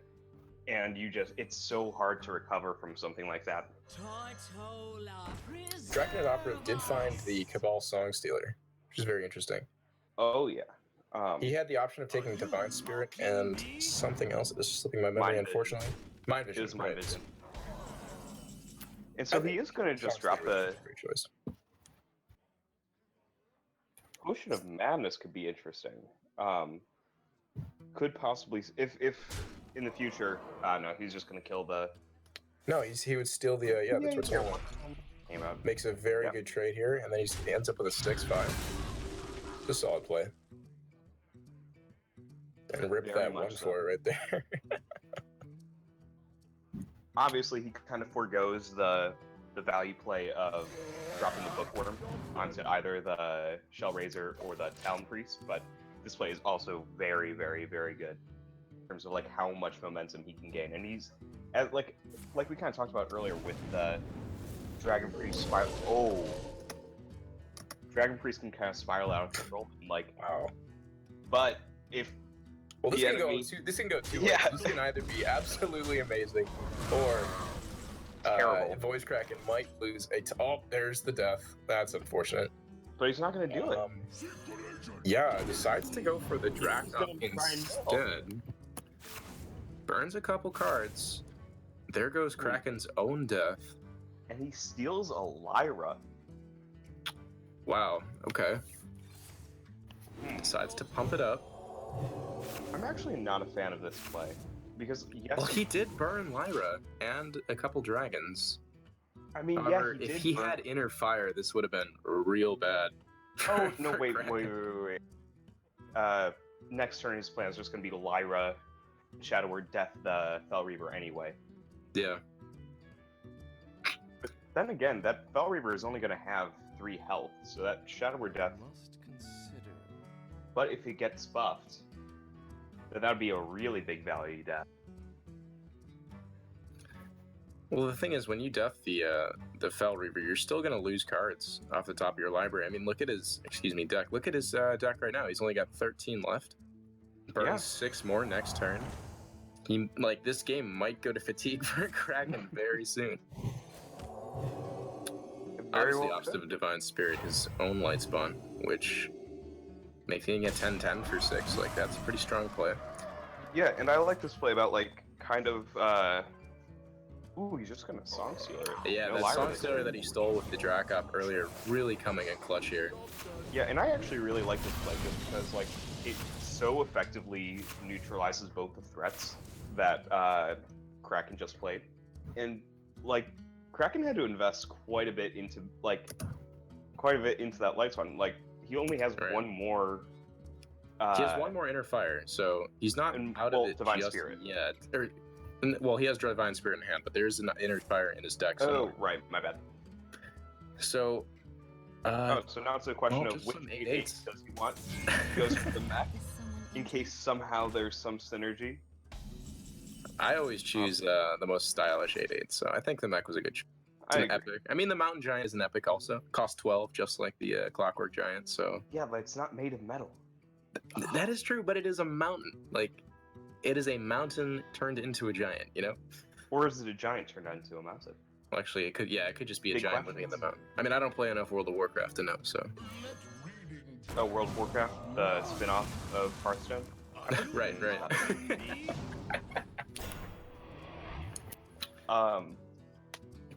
But interesting choice of Kraken to just kind of drop the Cleric last turn with nothing to really. Well,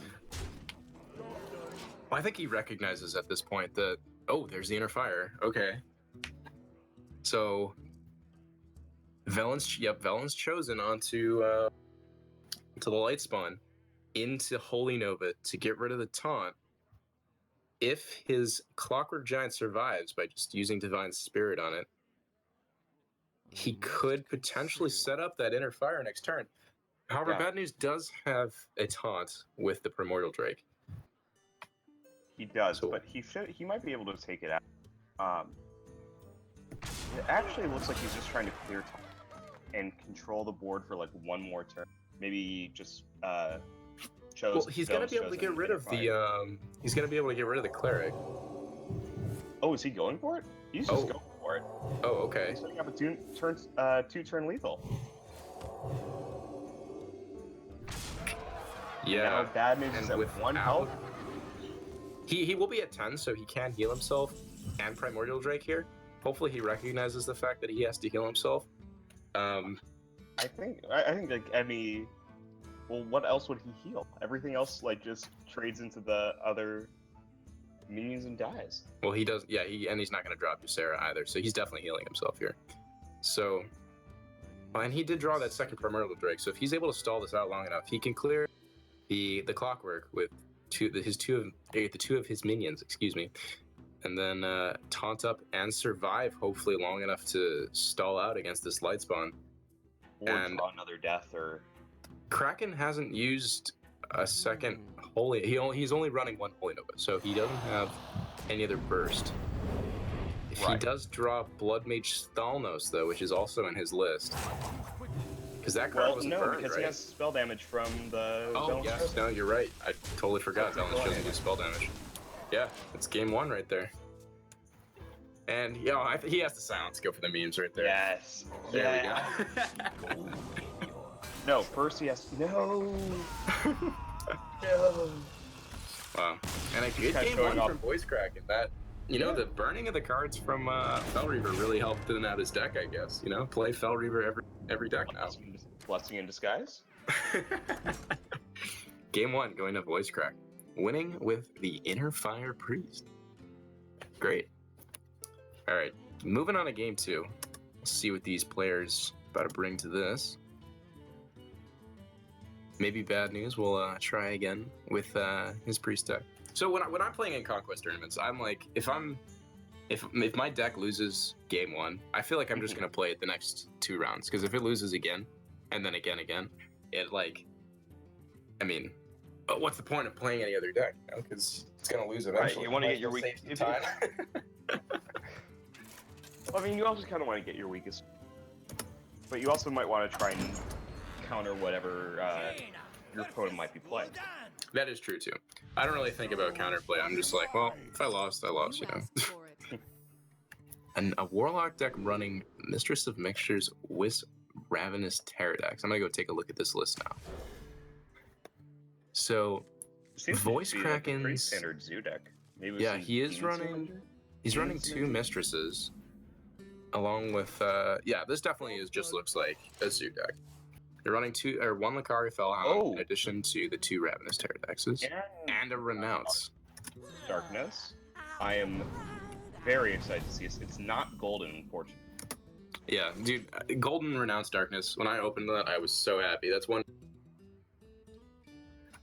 Just the fact that it makes my whole deck gold in addition to my hero power. And you get to the best part about it is, especially in the Ungoro meta, is that you can stop playing Warlock. Yeah, the joke now is that Warlock just isn't a class at this point. Which is like semi-true. Lakari Sacrifice is pretty weak, so. Yeah, Rip, that being my only, or one of 2 golden legendaries that I opened this. Oh, you opened a golden one? That's awesome. Yeah, I told you about Except it's unplayable. Yeah, and my other one was the Last Kaleidosaur, which means that I'm only allowed to play fun meme decks now. Hey, Galvanon Paladin is unstoppable. I don't know what you're. So actually an interesting play from Voice Kraken to not use the Demon Fire to just kill this apprentice, instead of buff the Flamen. Yeah, that was a very interesting idea. Because now he can actually just get pinged off. I'm not sure that was the right play. I think what happened, like, there's something with Demon Fire when players see that, I can cast it on a friendly demon. Oh, okay. He just decides to go for the Renounce plan instead of... That's a hand. Yeah, 6 mana Neptune. Wow. I mean, he does have a really strong play next turn with that Hammer of Twilight. Oh, yeah. No, Hammer of Twilight, like, it's really shocking, like, how much a card would see play. Obviously, like, he just lowered its mana cost by 1. Oh, Hammer of Twilight would be busted at that point. Oh, yeah. Does he clear the Mistress, though? Oh, he might get punished if he just goes face. It's also worth noting that Voice Kraken might have wanted to hang on to Renounced Darkness, because since he lost his hero power of Life Tap, he's actually kind of like strapped for resources now. He doesn't have a very large hand. Yeah, that's the huge weakness of Renounce, is like you don't know what you're getting, honestly. And sometimes, yeah, you'll get godlike draws, but other times you'll get stuck with a bunch of cards that you just are unplayable, basically. And as you can see here, he does have the elemental synergy with Neptulon. Thankfully, Neptulon did get changed to be an elemental, so he can play the Stone Sentinel on turn 6 if he decides to coin out Neptulon next turn. Well, he can't, because Neptulon has Overload 3. Ah, that's right. Oh, I missed that. Well, no, But well, no, actually, Lava now Shock. if he waits to cast Neptulon on turn 6, coin Lava Shock, Stone Sentinel. That would be a good play. I like that. That's the reverse form, or the 7 mana 4/4. I love how Blizzard just embraced the meme at that point, and they were like, "Whatever, we'll do it." Fuck it. Obviously, the Heat plays around counterspell here, maybe. Yeah, I think that's what you're trying to do. There is the Mirror Entity in play though, so he might be wary about playing Neptulon. That is true. I mean, he obviously doesn't know what secrets those are, but now that he saw that Call in the Finishers wasn't countered, I think it's safe to assume that it's Mirror Entity. Oh, that is a brutal babbling book. And welcome to RNG Stone. Oh, and he can develop a counterspell next turn. He might have wanted to play Duplicate, just because getting 2 babbling books is actually strong. And the worst part about that Arcane Explosion is he got the Searing Totem as well. Yeah. That feels bad. Here comes the 7 mana copy, or not the 7 mana copy, the 3 mana 7/7. Even better than the Shaman's Own 4 mana 7/7. Exactly. Oh my god, he even got Vilepin Inquisitor. Could be setting up some insane Murloc shit. Wow, he re-paladin Murlocs. I mean, Murloc Interestingly Knight, enough, that card used to be so strong. Oh, I miss Murloc Knight. It's adorable. Back when Running out of Midrange front. Paladin was huge during TGT, like, when you saw that come down on turn 4 or turn 6, it was just, well, here comes some value. Exactly, especially if you got like a War Leader or old Merc guy when he was back in Standard. Right. And Murkai came in with that extra 1 attack too, so it was a 3/4 charge. It's pretty good. Goes for the duplicate. Actually, just gonna try and stall. Oh, wow. Duplicate with Neptulon could be really, really good. Yeah. I think Bad News should have held on to that Frostbolt. And unfortunately, I think Lava that was Shock a is countered huge as well. way to not No coin play first. the coin. Yeah, if you're playing against Mage, you have to know to coin first, right? Yeah, especially when they have 3 secrets up, and you know that there's gonna be some shenanigans going on. Right. And Voice Kraken. I'm not going to agree with that either. I think holding on to the totems, just to the chance to roll the taunt totem to slow down Neptulon a little bit, it's a lot more valuable than just making a 1/1 now. Because as in, he's essentially reduced his hero power to just making, a Searing Totem, but... Right, and honestly, I think that he might have even more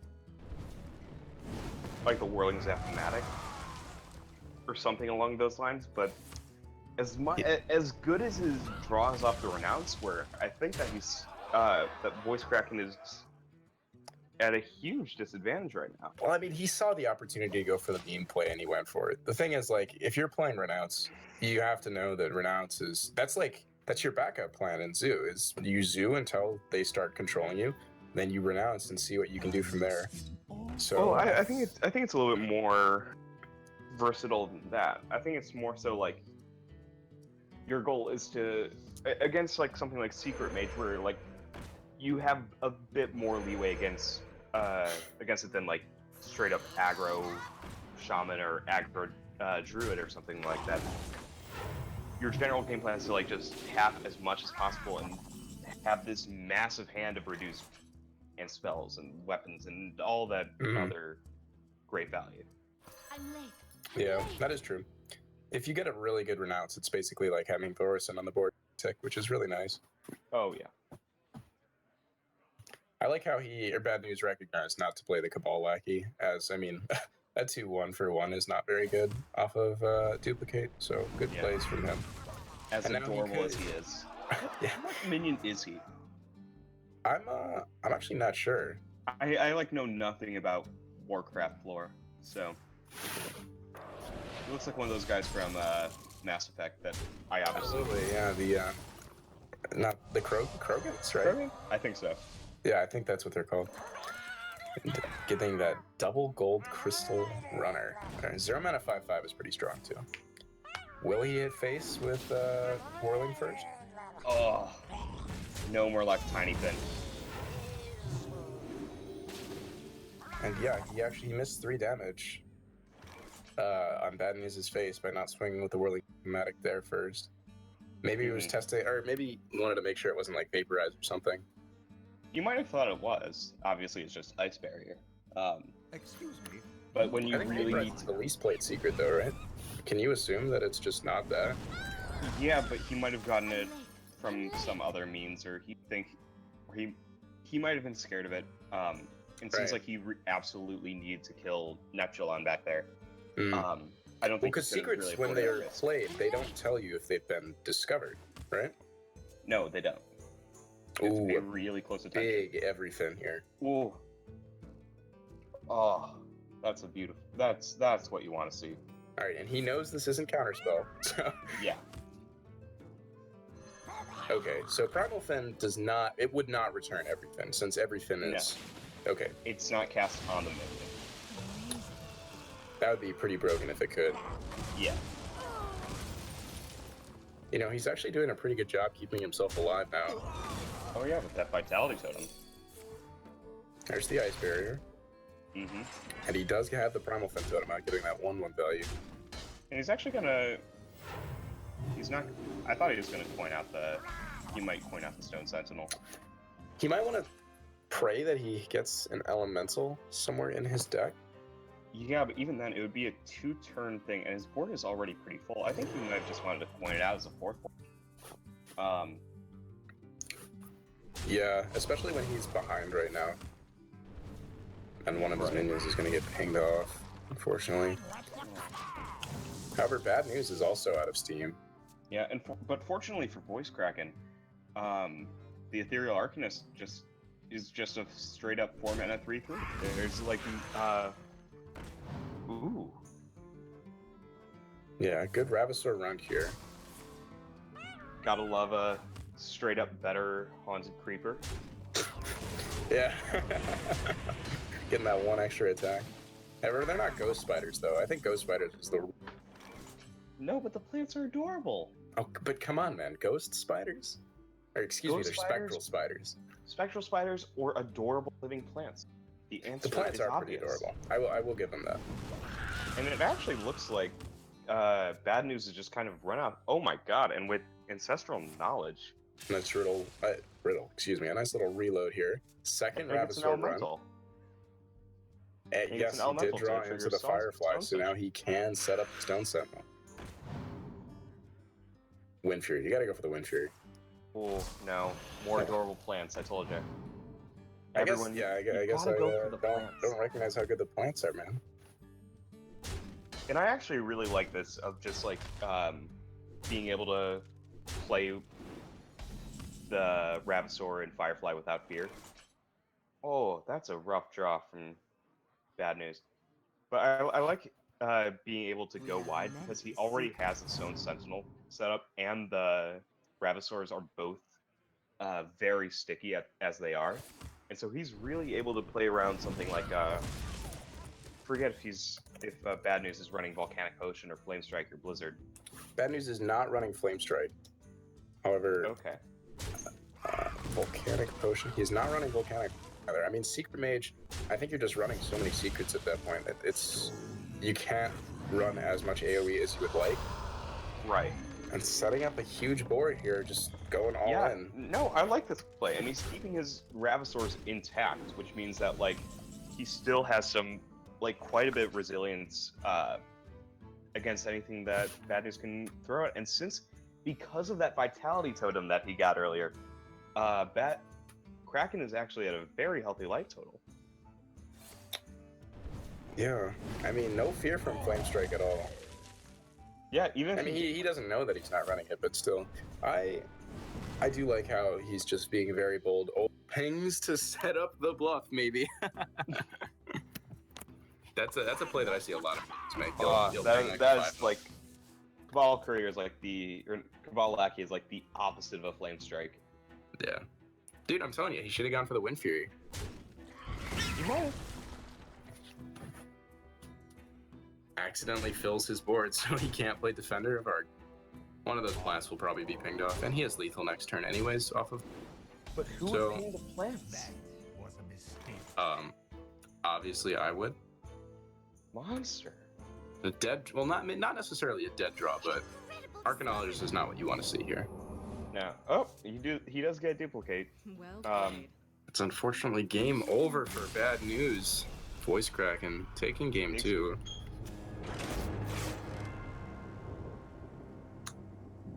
Now Voice Kraken is up 2 matches to 0. One more, he gets a clean sweep. Yeah, looking for a nice 3-0 here. Sounds like the opposite of all my arena runs.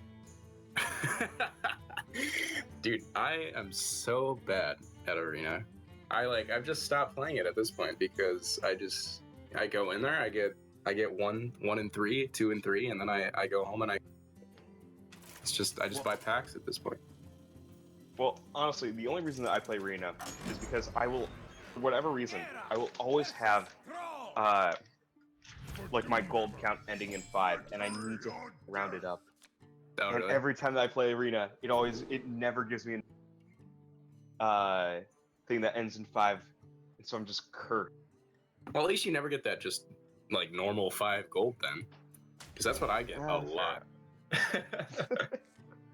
I mean, to be fair, I'm sitting at like 4,000 gold right now, so I'm in a nice spot. And anyway, we're entering game 3. Looks like an Elemental Shaman from Voice Kraken. What kind of deck is this from Bad News? Interesting warrior deck from Bad News. I'm not sure what this is with the Clockwork Gnome, apart from its adorable voice. So, he is running 1 copy of Blood Warriors, some Dancing Swords, Death Lord, Baron Rivendare. Is this some sort of like... Oh, he has Iron Juggernaut in there too. Okay. Oh, okay. Oh, and since he probably has Bran in it too. I He don't have does. the deck list pulled up. Okay, that's a very interesting win condition. I'm excited to see this. I loved playing Iron Juggernaut. I could never make it work, but you would see like on highlight reels of people drawing like 5 bombs in a row, and it's just like, whoa. I've always liked Iron Juggernaut, like especially like considering that the set that it was released in, like Goblins vs. Gnomes, like it was all about like the crazy inventions, and like I couldn't think of anything than a giant war machine to be like the warrior class legendary for that set. I love that. Also, Yeah. interesting that he's not clearing the token, seeing as how like it doesn't seem like he's going to really be trying to kill him through conventional means. Hey man, Smork. No, I agree. Can never deny this. Like Smork is beautiful. I think at this point, Bad News is aware that it's going to be an Elemental Shaman. Hopefully. I mean, Hot Spring Guardian, that doesn't really give it away, but I think seeing nothing else, maybe he is under the impression that's Elemental. Kraken also running Earth Elemental. It's actually really interesting, just because Yeah. like most people don't really see it as it all the time. Unfortunately for Bad News, he hasn't drawn an Execute, so he can't really take care of that very easily. Does have a Rusty Horn if he wants to set up the chump from the Dancing Swords. And actually, wow, that works really well. overload 3 into 3 mana, sets up the Thunder Lizard, and gets a pretty decent elemental drop, as Igneous Elemental also costs 3. It's like he didn't even overload. Yeah, and also, I think Igneous Elemental is probably one of the best draws I could have gotten off of Death Lord. Just because, like, so many elementals, like, he obviously has Calamos in his hand, but so many are just, like, rely on their, like, strong battle cries or, Right. consistent effects that, like, you want to play them at a specific time. Like, he could have just as easily gotten, Fireplume Harbinger, and have it just be a 1/1, and then miss out on sweet discounts that it gets. Right, or a Blaze Caller pulled by mistake. He is running 1 copy of Stone Sentinel, and he's only copy of Earth Elemental as well. Yeah, so if you're Kraken, you have to be really happy about that draw. Definitely. Bad news, kind of looking not. He does have the Ravaging Ghoul and the, but he already used another sleep, just to take care of the Earth Elemental. He's obviously not heard the bad news yet of him getting almost wrecked. As there's not really a clean way. He does have Sleep with the Fishes. However, Sleep with the Fishes will not kill off the Thunder Lizard. We'll get rid of the rest if he decided to play the Ravaging Ghoul. Opts for the Death Lord into Shield Block instead, though. And even so, like, Kraken has, like, I feel like he's been managing the board really well, in that, like, he's been able to populate it with enough tokens, so far that, like, it's felt threatening, and, like, there's been a presence, but it's not like he's actually committed, or, like, overcommitted from his hand. Like, he hasn't, like, just been vomiting out Fireflies and Fire Elementals. Like, he's been playing it very smartly. You're right. And bad news, actually, he did misorder that last play instead of shield blocking first and then playing the Death Lord to see what he might have. As in, he could have played that Mechanical Yeti. Apart from that, I mean, Voice Kraken doesn't have to be afraid of Brawl, as that was banned. So the only real board wipe he should be scared of is Sleep with the Fishes.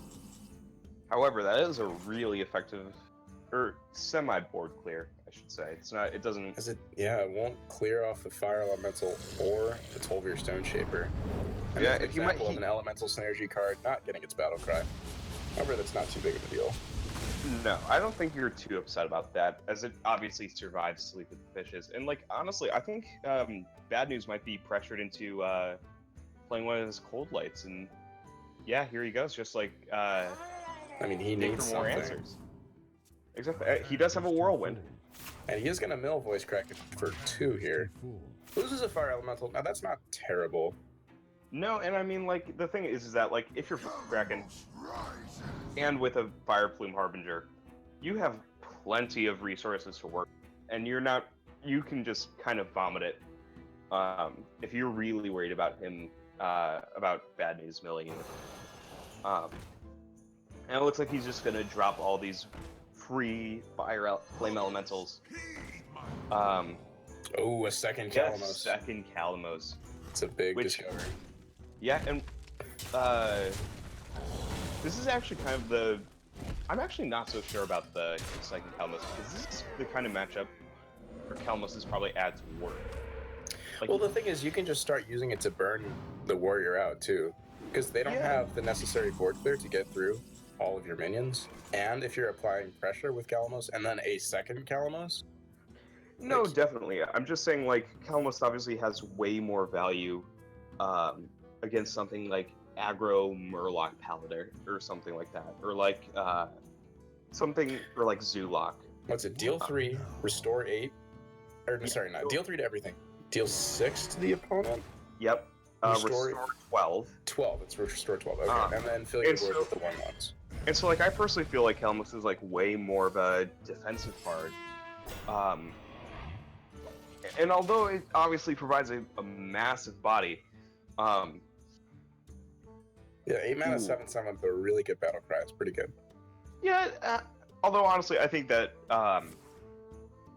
ultimately, though, I don't think that he's going to be hurting. But this Bloodlust is going to hurt him. Yeah. Is that lethal? It must be close. Well, I didn't count because I assumed armor was enough, and it is warrior. He's one off. Ooh. Well, as we were talking about, you know what gives lethal. Calamus. But it doesn't look like he's gonna need it. Yeah, probably not. I mean, Voice Kraken, he recognized Brawl wasn't in the format, and then he took that one turn, pump out his hand with tons of tokens.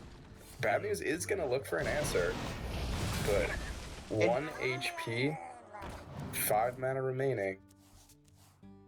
Oh, he's gonna draw 2 Death Bite.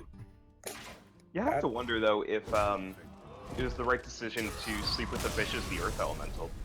Because I mean, I think he was just scared of it. I mean, like it's a card that can get reactions out of players because they see, oh my god, a 5. It's like, how do I deal with that? You know, so took a little at the too same many time, resources to get rid of it. At the same time, I feel like he might have been able to either just kind of let it sit there and know that he probably would have gotten sleep with value with sleep with the fishes later on. Yeah. But well, good Voice game. Kraken takes that set 3-0. No Yeah. trouble there. And it looks like we're going to be moving into a 3-minute break. I believe we have 4 more matches after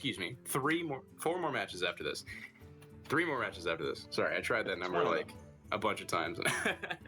Anyways, thank you for joining on stream. We'll see you guys in 3 minutes.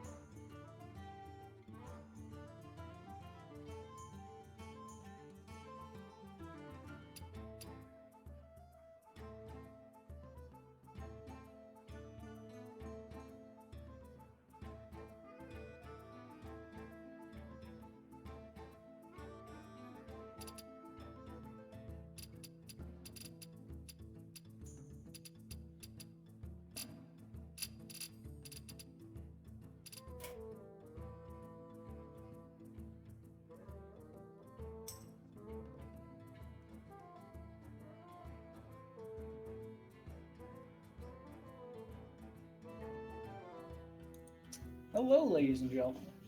Welcome back to One Pac-Man tournament hosted by Bloody Ox Esports. I'm Sheer Sheep, Some good troll. and we'll be casting the next match for you guys between Keck and what's his name? JTD. JTD. There we go. Yeah, it wasn't online, so I couldn't see them easily in the friends list. But nevertheless, they are here, and they're ready for blood. Let's get it. For blood, I don't know about that. No, dude, it's well-known lore. The promotional tour for this tournament going around is rivaled the likes of the McGregor Mayweather one. There's been some serious bad blood between these two, and I'm not inventing drama. This is real, folks. This is real. Well, I don't know either of the players, so I'll trust your word for it.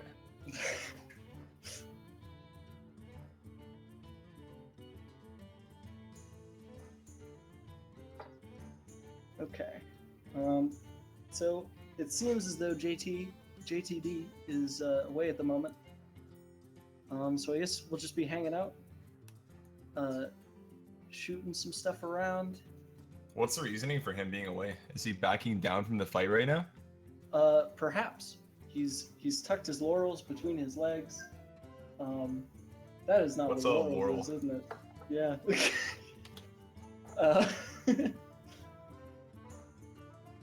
Resting on your laurels, I think, is the Interesting. colloquialisms. Oh, okay.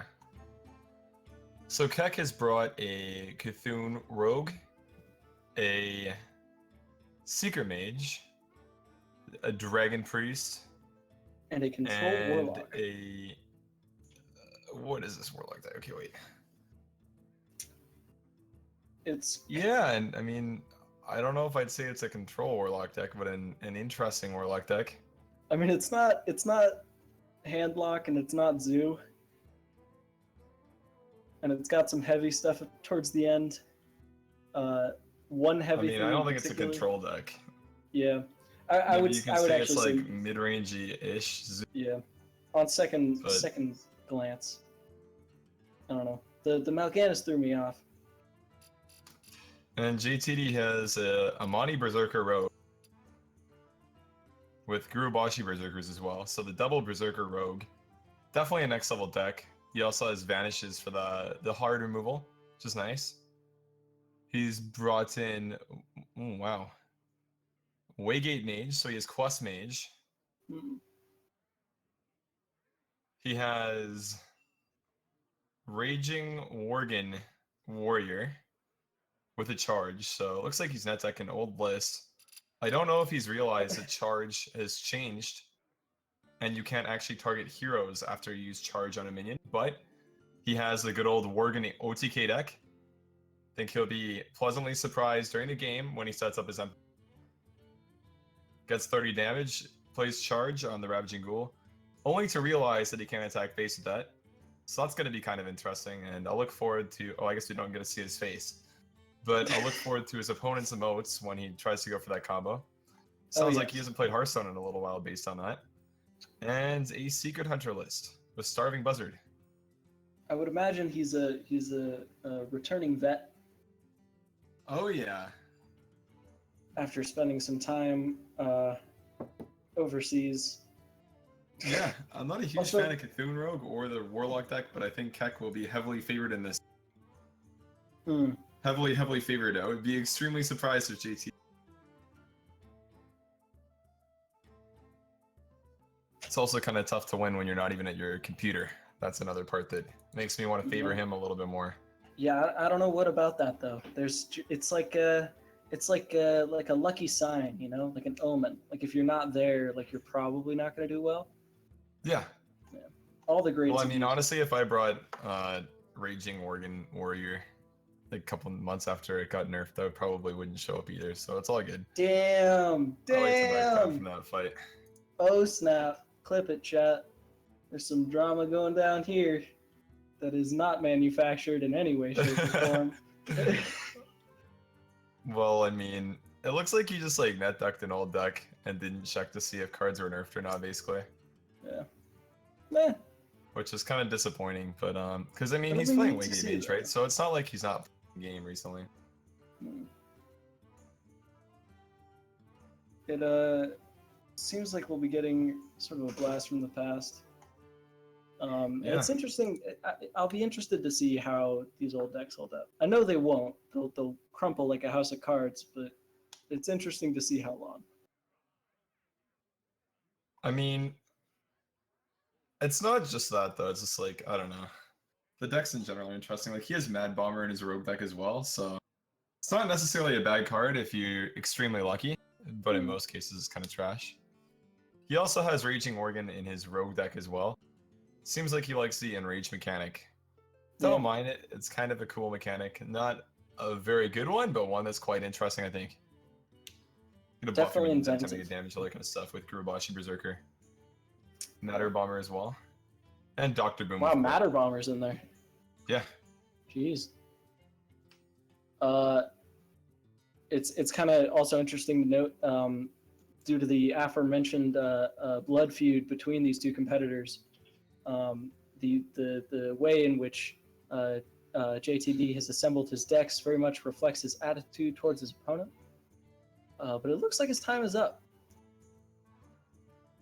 His opportunity is passed. He's let it slip easily through his fingers.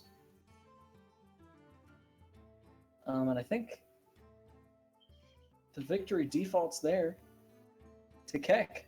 So congratulations, Keck. Taking down the Raging Organ Warrior. Like nobody else could. Yeah, really interesting to see. I saw it, I promise. I didn't. All right. So we're actually gonna cut to like a 2-minute break here. I've been Sheer Sheep, I'm Control. and we'll see you after those 2 minutes. See you guys.